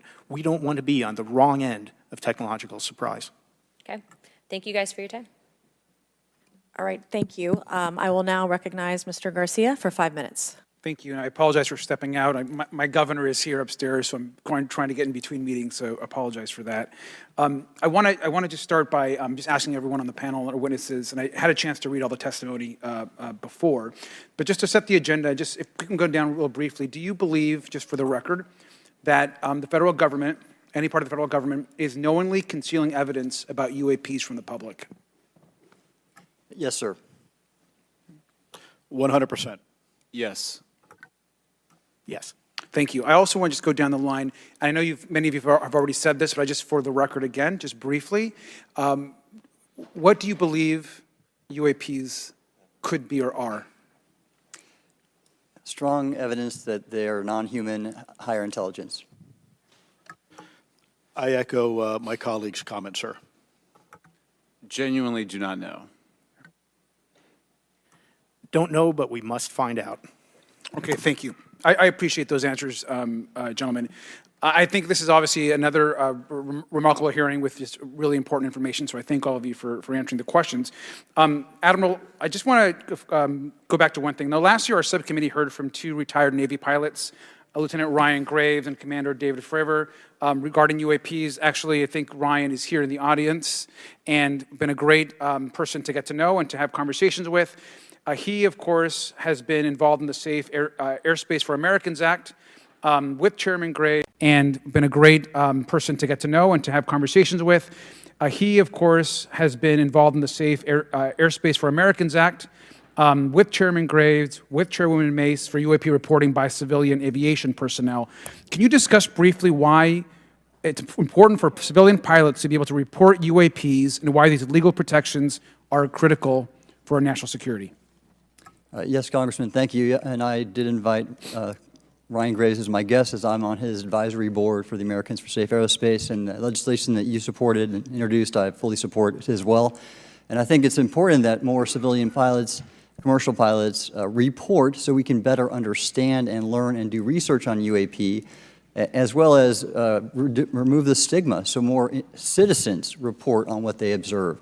And also, it'll only contribute to aviation safety when we have a better understanding of where these UAP are, how they operate, and at what frequency and what capability level. So it's important for aviation safety, and it'll be important for moving science and research forward. Thank you, sir. And I just want to reiterate to my colleagues, I mean, this is a very bipartisan piece of legislation, and we just got to continue to get this through the Congress, and it's incredibly important that civilian pilots have the opportunity to safely report the UAPs that they are seeing or encountering in the air. And I can't express how critical this piece of what I believe is a larger collection of evidence and facts actually happened.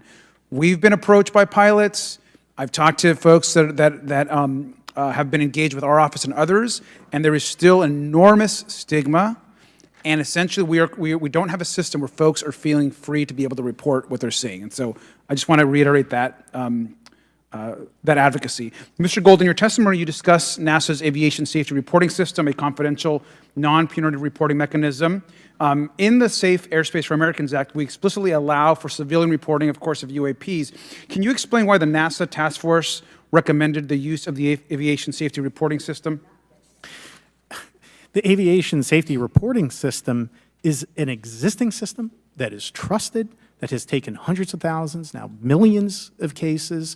And again, recognizing budgetary constraints, this seemed like the perfect way to be able to gain more data. And when it comes to the stigma, sir, it's something that pilots are used to reporting on, that crew is used to reporting on. So it's a great way to get data, to overcome the stigma without spending really that much more additional money since the system exists. Thank you so much for your support of that. Thank you for what Ryan Graves does. This is a common sense means to expose the truth of UAP for the purpose of this hearing. Thank you. And I just want to also add, now earlier this year, as part of the House Defense Authorization Bill, the NDAA, I had filed an amendment to include the UAP Disclosure Act, which would create a UAP Records Review Board and exercise with exercise of eminent domain over UAP-related material, modeled actually on the JFK Assassination Records Collection Act, which is widely known. Now, the amendment was blocked, but thankfully the Senate included the amendment by Senator Rounds and Schumer for the UAP Disclosure Act. So I just again want to say that we should be pushing and ensuring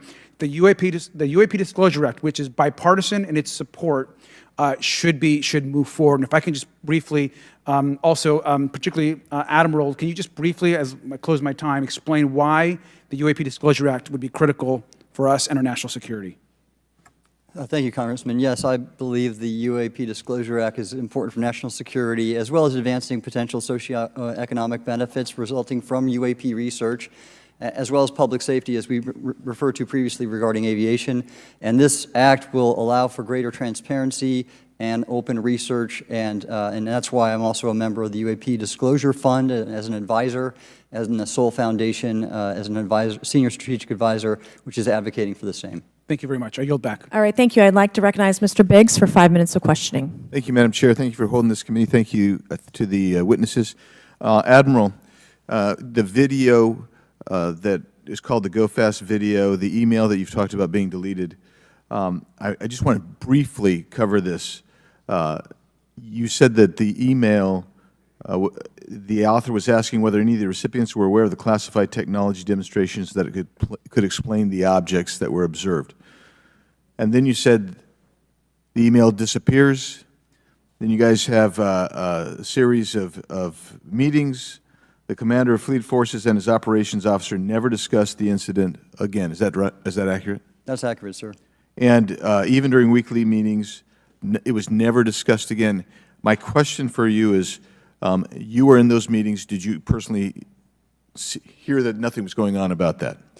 Yes, sir. I was in those meetings, and did you make inquiries about that? No, I did not, sir, because I inferred, since I had been read into other special access programs, that this UAP video was part of one that I was not read into, or any of the recipients, or the author of the email, and that an intelligence agency basically pulled it back and instructed the author of the email, hey, this is, you just conducted what they call spillage into a lower classification level, and when that's done, the procedures are basically to remove any of the communications. You're going to silo it.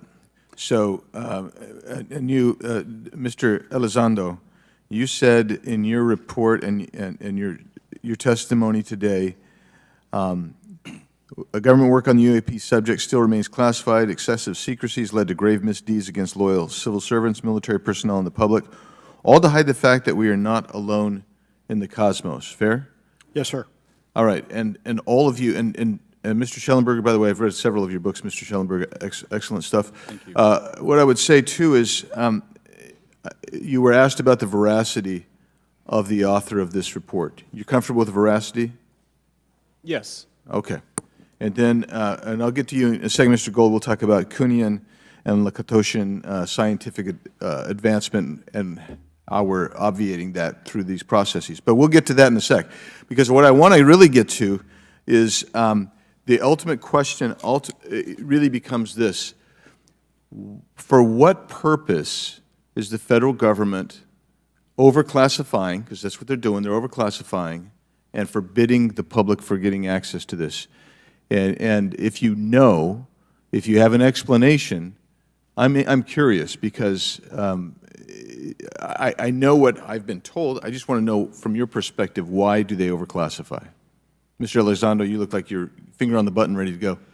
Yes, sir. Forgive me. I think there are several reasons. I think at the time when this reality became evident to the U.S. government, we were in the middle of the Cold War with then Soviet Union, and we did not want to tip our hands to what our knowledge base was on this topic. We did not want to broadcast that to the Cold War's long over. It is, sir. It is, sir. There's also then the philosophical argument that the Department of Defense and the intelligence community is solution-oriented. And when you don't have answers, it's a really tough spot to be in. It's easier to be quiet and suppressed than if you don't have the answer. Indeed, sir. In fact, there's a very real example when we built the U-2 spy plane and flew it over then Russia, and we're taking reconnaissance. And when we first started flying the aircraft, it flew so high and so fast we thought they weren't tracking us. In reality, they were tracking every flight.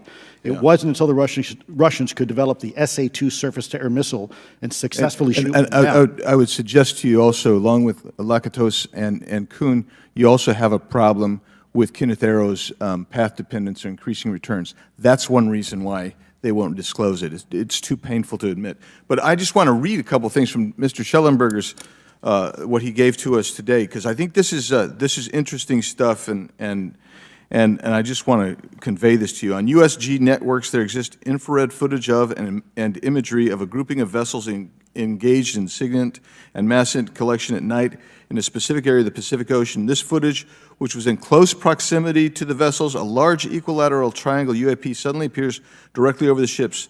These three bright points are seen at each bottom corner of the UAP, which is observed to slowly rotate on its horizontal axis. And he goes on to describe that. And I just want to read one more, and I'm doing this because I think it's interesting. This stuff is interesting as anything. So let's get this one here, right here. While performing a routine airspace surveillance and control mission in the Eastern Air Defense Sector, an F-22 fighter observed multiple UAP contacts at mission altitude.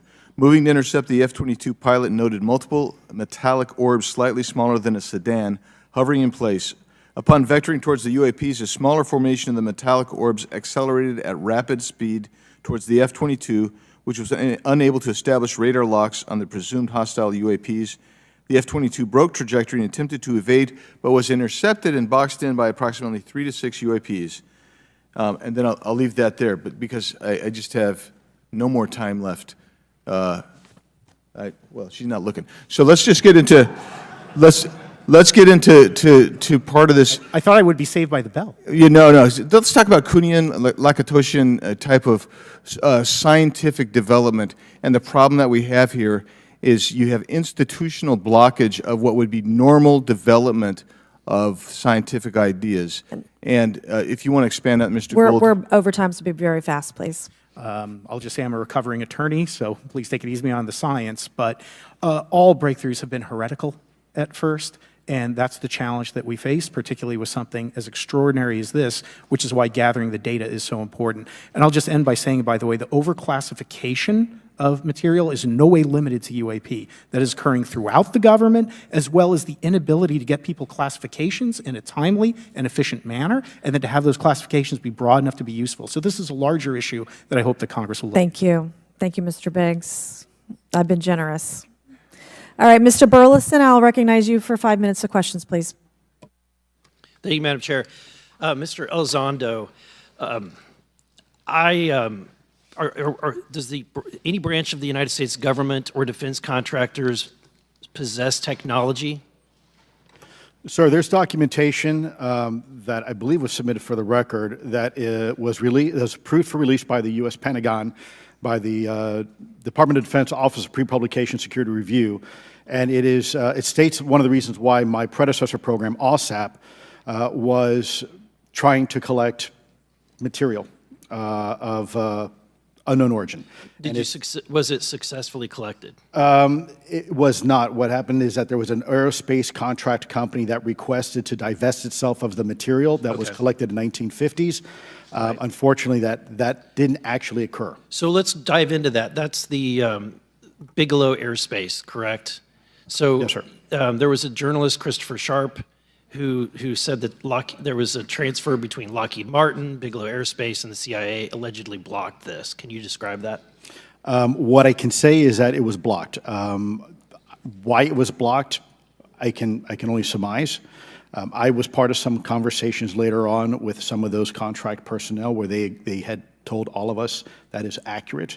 What we required was a memo from the Secretary of the Air Force in order to make that complete, and that never occurred. And so when Secretary Mattis became Secretary of Defense, I decided it would be appropriate for me to try to receive a memo from him as SecDef, as Secretary of Defense, if we could not get a memo from the Secretary of the Air Force to transfer that material. So if that material exists today, who's in possession? Sir, I wouldn't be able to have that conversation in an open hearing. We'd probably have to have that. Okay, my question to you then is, if we were in a secure setting, if we were in a SCIF, would you be able to provide or get access to something, whether it's visuals or material that we could put our hands on, or biologics, that would convince me, that would show me that we have non-human origins? Sir, that decision would not be mine. That would be to the gatekeeper still in the U.S. government. And who would we, so if you were in our shoes, where would you go from here? How would you get that information? A lot of times we just don't know who to ask because we don't know where to go next. So if you were in our shoes, where would you go? Well, I prefer to answer that question in a closed session. However, we established AARO for that very purpose, and unfortunately, under its previous leadership, it failed. So one would hope that they would have the authorities necessary to do that. Let's hope that this new iteration of leadership will be successful. In the discussions, it's simply about material, or is there discussion about it was previously testified that there was biologics that were collected. Are you aware of any of that? I am, sir, aware of the reporting that biologics have been recovered. Again, my focus was more nuts and bolts, looking at the physical aspects of these phenomenon, how they interacted around military equities and nuclear equities. So I'm certainly not a medical expert. I would not be able to probably provide you a whole lot of value in that simply because I don't have the expertise. But was anything described as that we have possession of bodies? Yes, yes. Is it multiple types of creatures, or? Sir, I couldn't answer that. I can tell you anecdotally that it was discussed quite a bit when I was at the Pentagon. The problem is the supposed collection of these biological samples occurred before my time, in fact, before I was even born. And was this part of the Lockheed Martin discussion, or was this the biologics is a completely separate? Separate yet related. Okay. Has anyone made contact? Sir, I'm sorry, could you specify? Has there been any, to your knowledge, any communication with a non-human life form? So the term communication is a bit of a trick word because there's verbal communication like we're having now. The problem is you also have nonverbal communication. And so I would say definitively yes, but from a nonverbal meaning, when a Russian reconnaissance aircraft comes into U.S. airspace, we scramble 2 F-22s, and we are certainly communicating intent and capability. I think the same goes with this. We have these things that are being observed over controlled U.S. airspace, and they're not really doing a good job hiding themselves. They're making it pretty obvious they have the ability to even interfere with our nuclear equities and our nuclear readiness. Is the United States government and our contractors, are they pulling technology from this? Or they're reverse engineering this? Sir, as I previously stated, and please forgive me, I am not authorized to discuss specifics about crash retrievals. I signed documentation with the U.S. government. What I can say was, after a very thorough review process by the Pentagon, what I wrote about, and that was my limit, unfortunately, that I was given. Thank you. Yes, sir. Thank you. I would like to recognize Mr. Timmons for 5 minutes of questioning. Thank you, Madam Chair. Mr. Elizondo, you just said something interesting. You said they don't seem to be hiding. They don't seem to be hiding. The UAP sightings are becoming increasingly brash, if you will. And, we've been hearing about these for years, but they've generally been isolated and not as consistent and over critical military installations.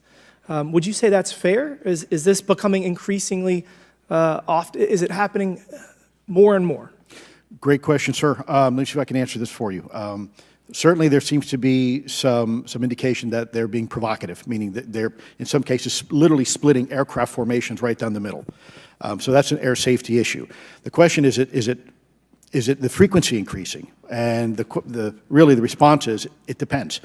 Yes, it's possible that there is an increase in frequency, but it's also possible that there's heightened awareness now, and there's also more pervasiveness of technology out there that's collecting this information and that can record this information. So we're not quite sure yet if it's actually an increase in numbers of these events, or is it that we have better equipment now to record these things, and we have a better ability, if you will, to analyze these things. And that's my next question.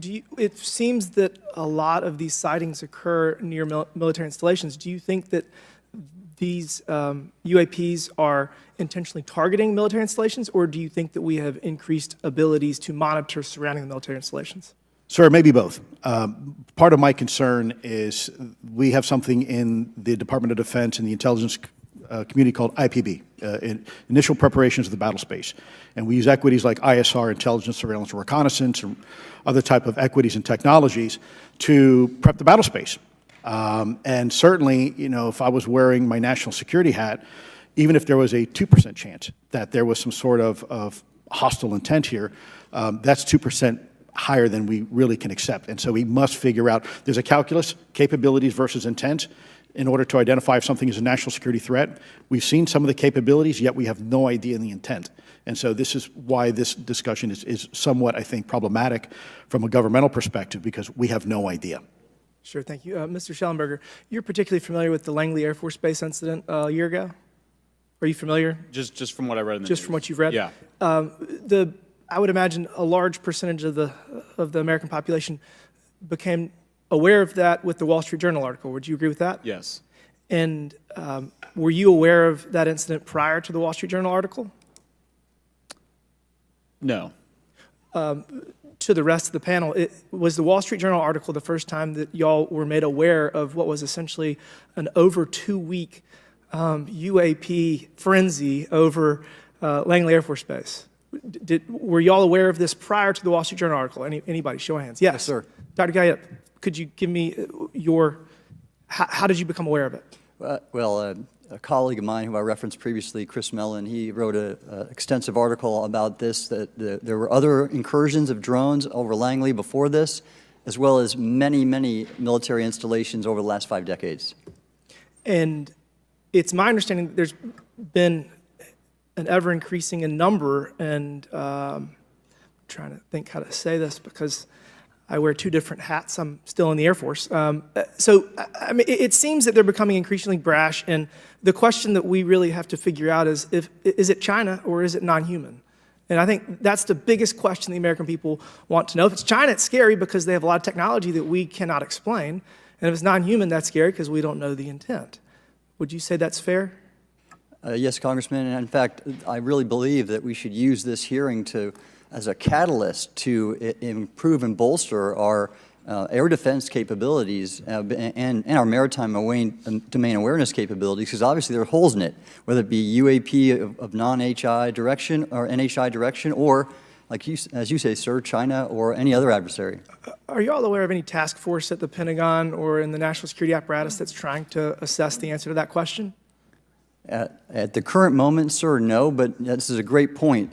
From 2020 to 2022, there was a UAP task force in the DoD succeeding where Mr. Elizondo worked, led by Jay Stratton, who had the first comprehensive whole-of-government approach to UAP, which involved pathways to declassification and to increase transparency, as well as assessing the national security risks of UAP. This was a really well-established approach, and we have all advocated that something like it return. I'm running out of time. The last thing is that we need authorities. The law enforcement, military do not have authorities to actually engage, and Congress needs to act to give those authorities to local law enforcement and the military so they have clear guidelines on how to assess these issues going forward. I yield back. Thank you. Thank you. I'd like to recognize Ms. Boebert for 5 minutes of questioning. Thank you, Madam Chair. Now that we have all been cautioned in this committee hearing that the mention of Pentagon's Immaculate Constellation program could put us on a list, well, I already find myself on many lists, I'm sure. So I speak my mind often, so why not just keep going with it? May as well just go all out and say it. The earth is flat, birds are government drones, and we've never set foot on the moon, and Joe Biden received 81 million votes in the 2020 election. So let's just see how many lists we could get on here today.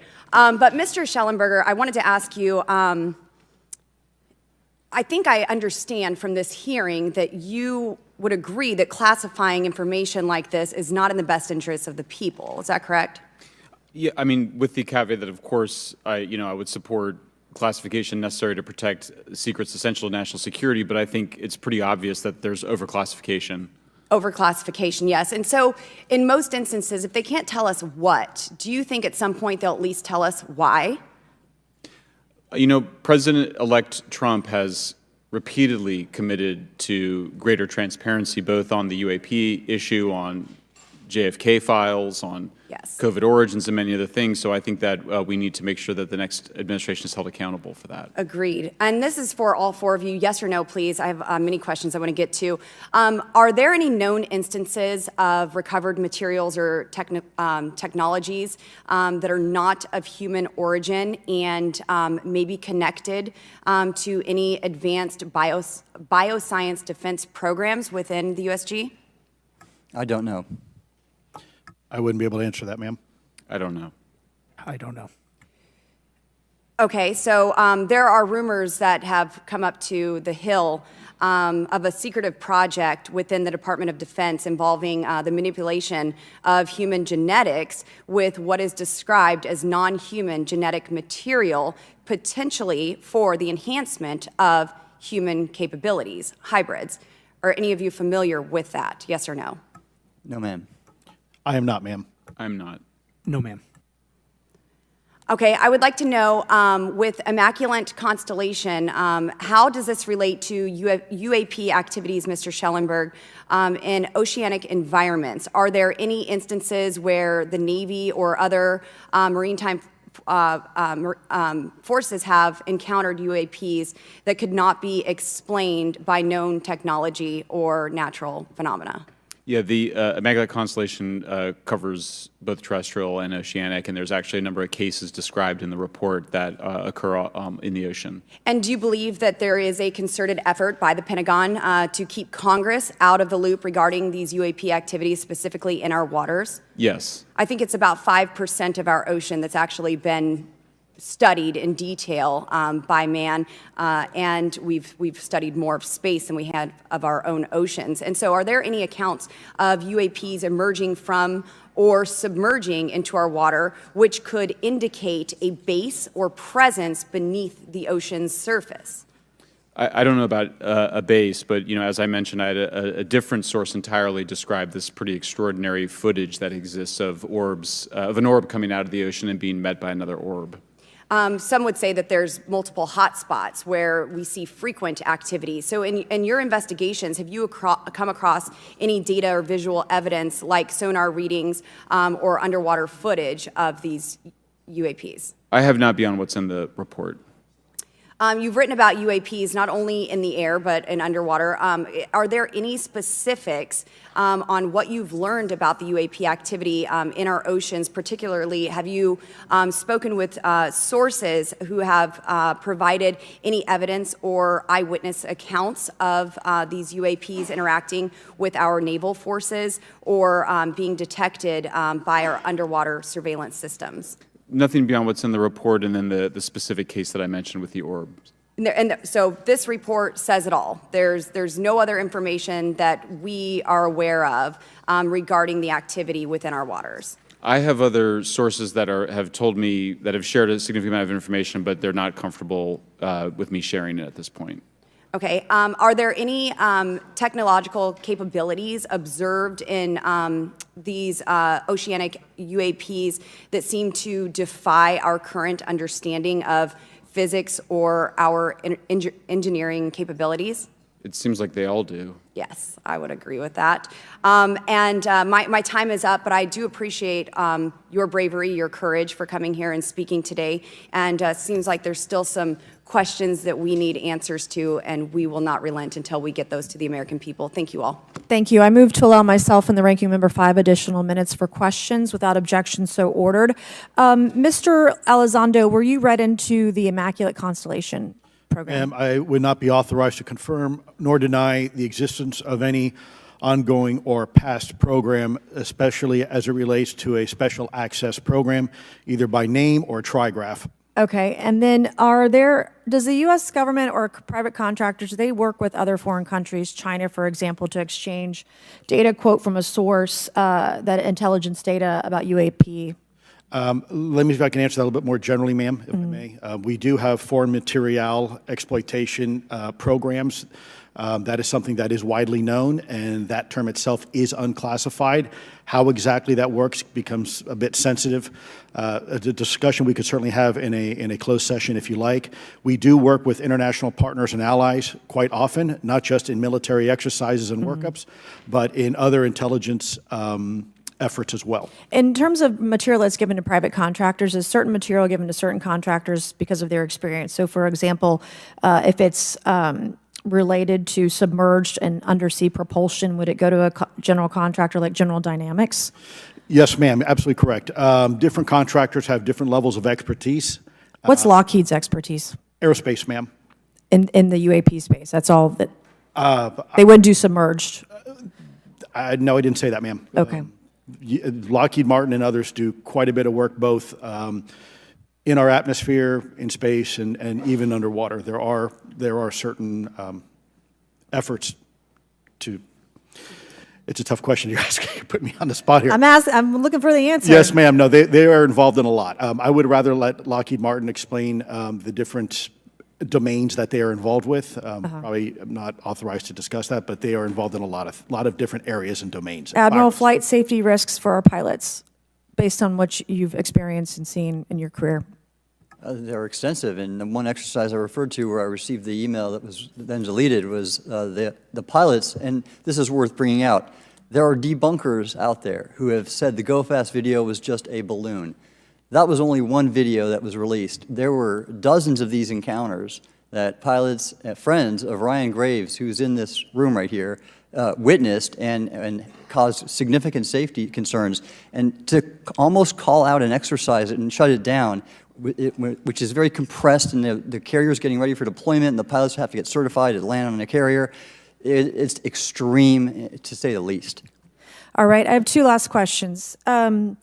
Real quickly, Mr. Schellenberger, how do we get more whistleblowers to come forward? Well, this hearing is very important, and obviously, I can't encourage whistleblowers to obtain information, but I can guarantee that I will protect them and go to prison to protect their identities.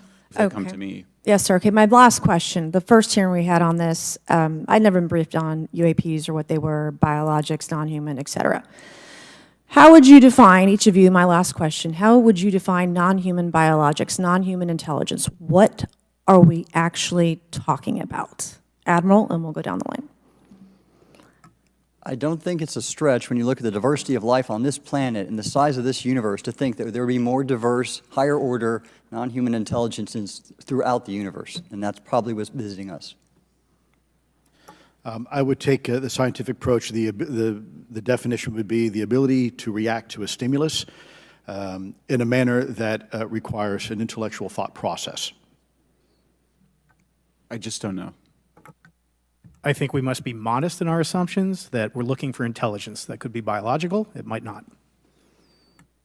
Non-biological, but what non-biological intelligence, what does that mean, though? Artificial intelligence, ML, machines. We assume that all intelligence would be like us, and every time we look out in the universe, we are humbled relative to what we don't know in terms of the forms of intelligence and what it may take.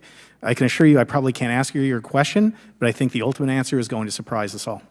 And then Mr. Garcia, you had a few closing remarks. I know we're about to hit votes here, so I'll be brief. Just, I want to thank you all for being here. I want to thank Chairwoman Mace especially for holding this important bipartisan hearing. And I want to thank all the committee members that are interested in this topic. I think our commitment to all of you and all the folks that have contacted us, and certainly to the advocates and the pilots, is that we need to continue investigating UAPs. I think the country the country is owed explanations and to ensure that the safety or national security is always protected. This is a conversation and questioning that must continue, so I'm very grateful to all of you.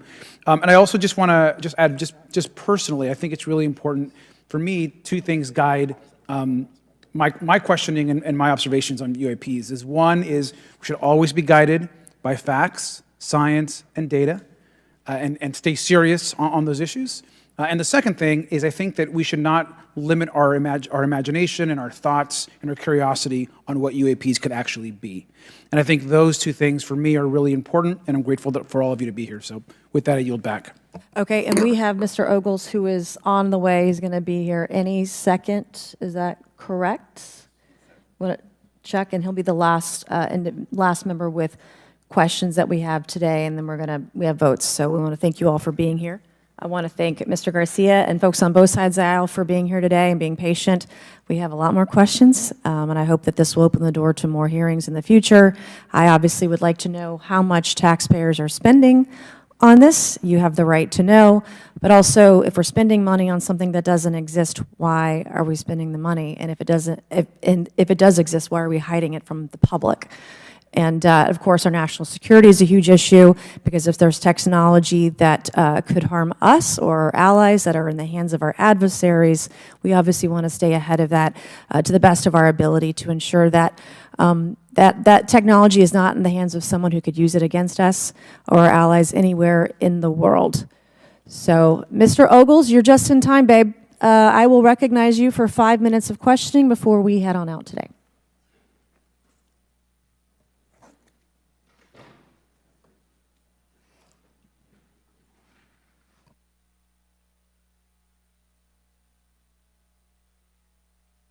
Well, thank you all for being here, and Madam Chairwoman, I'm out of breath because I sprinted to get here, but this is an important hearing.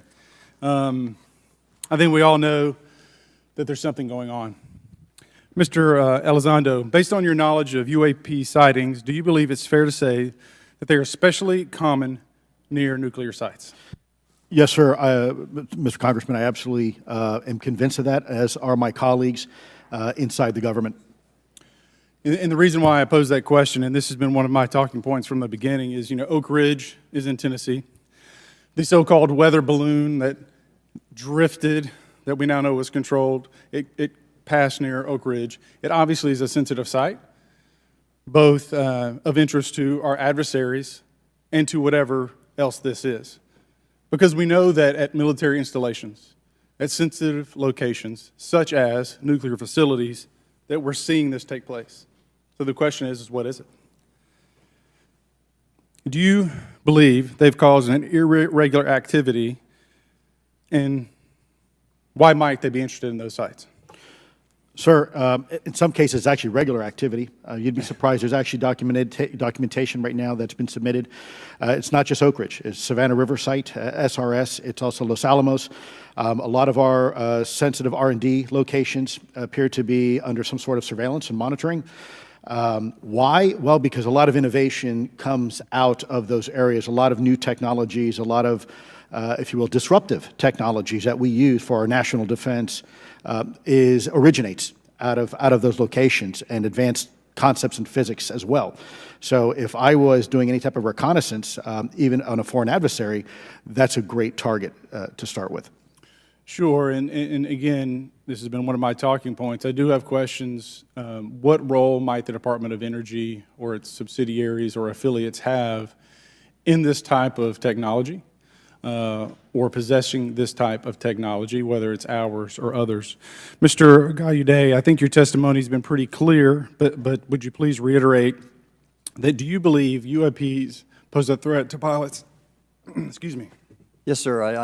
Absolutely. They were threatening Navy pilots during the exercise that I was, my people were involved with in 2015, and it's my understanding they're risking pilot safety, commercial and military, today.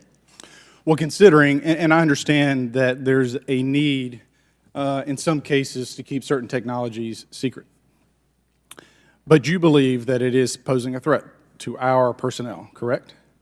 Yes, sir. So I think it's reasonable to conclude that if there is a threat to our personnel who are serving our country faithfully, that there be oversight.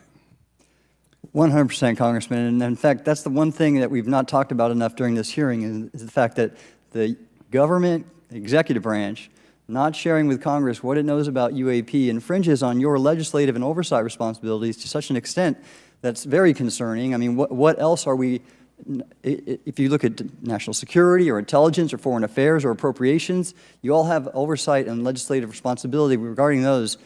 This UAP issue may be the greatest issue of our time, and it's being hid from you. Well, I mean, and to your point, I think we've seen over the decades that we have certain adversaries like China, like Russia, that technologically speaking are not as advanced as us, that they lack some of the lethality that we have, and that we've seen that they've gone after our technologies and in some cases succeeded, in particular with missile technology. And so again, my concern, whether this technology emanates from us or otherworldly, that we know that we possess it. And where's the accountability? Where are the stopgaps? What are the guarantees that if this were to fall in enemy hands, that it isn't immediately weaponized against us? And I'll say this, it is clear from my experience and what I've seen that there is something out there. The question is it ours? Is it someone else's? Or is it otherworldly? And Madam Chairman, I would posit that as the legislative body, as the regulatory body, we must know. And anyone who prevents us from gaining access to that information, I would consider that criminality. Because we have U.S. personnel who may very well be in harm's way. We have technology that ultimately may threaten our very existence. With that, Madam Chairman, I thank you for your indulgence, and I yield back. Thank you, Mr. Ogles. And with that and without objection, all members will have 5 legislative days within which to submit materials and to submit additional written questions for the witnesses, which will be forwarded to the witnesses for their response. If there's no further business without objection, the subcommittee stands adjourned.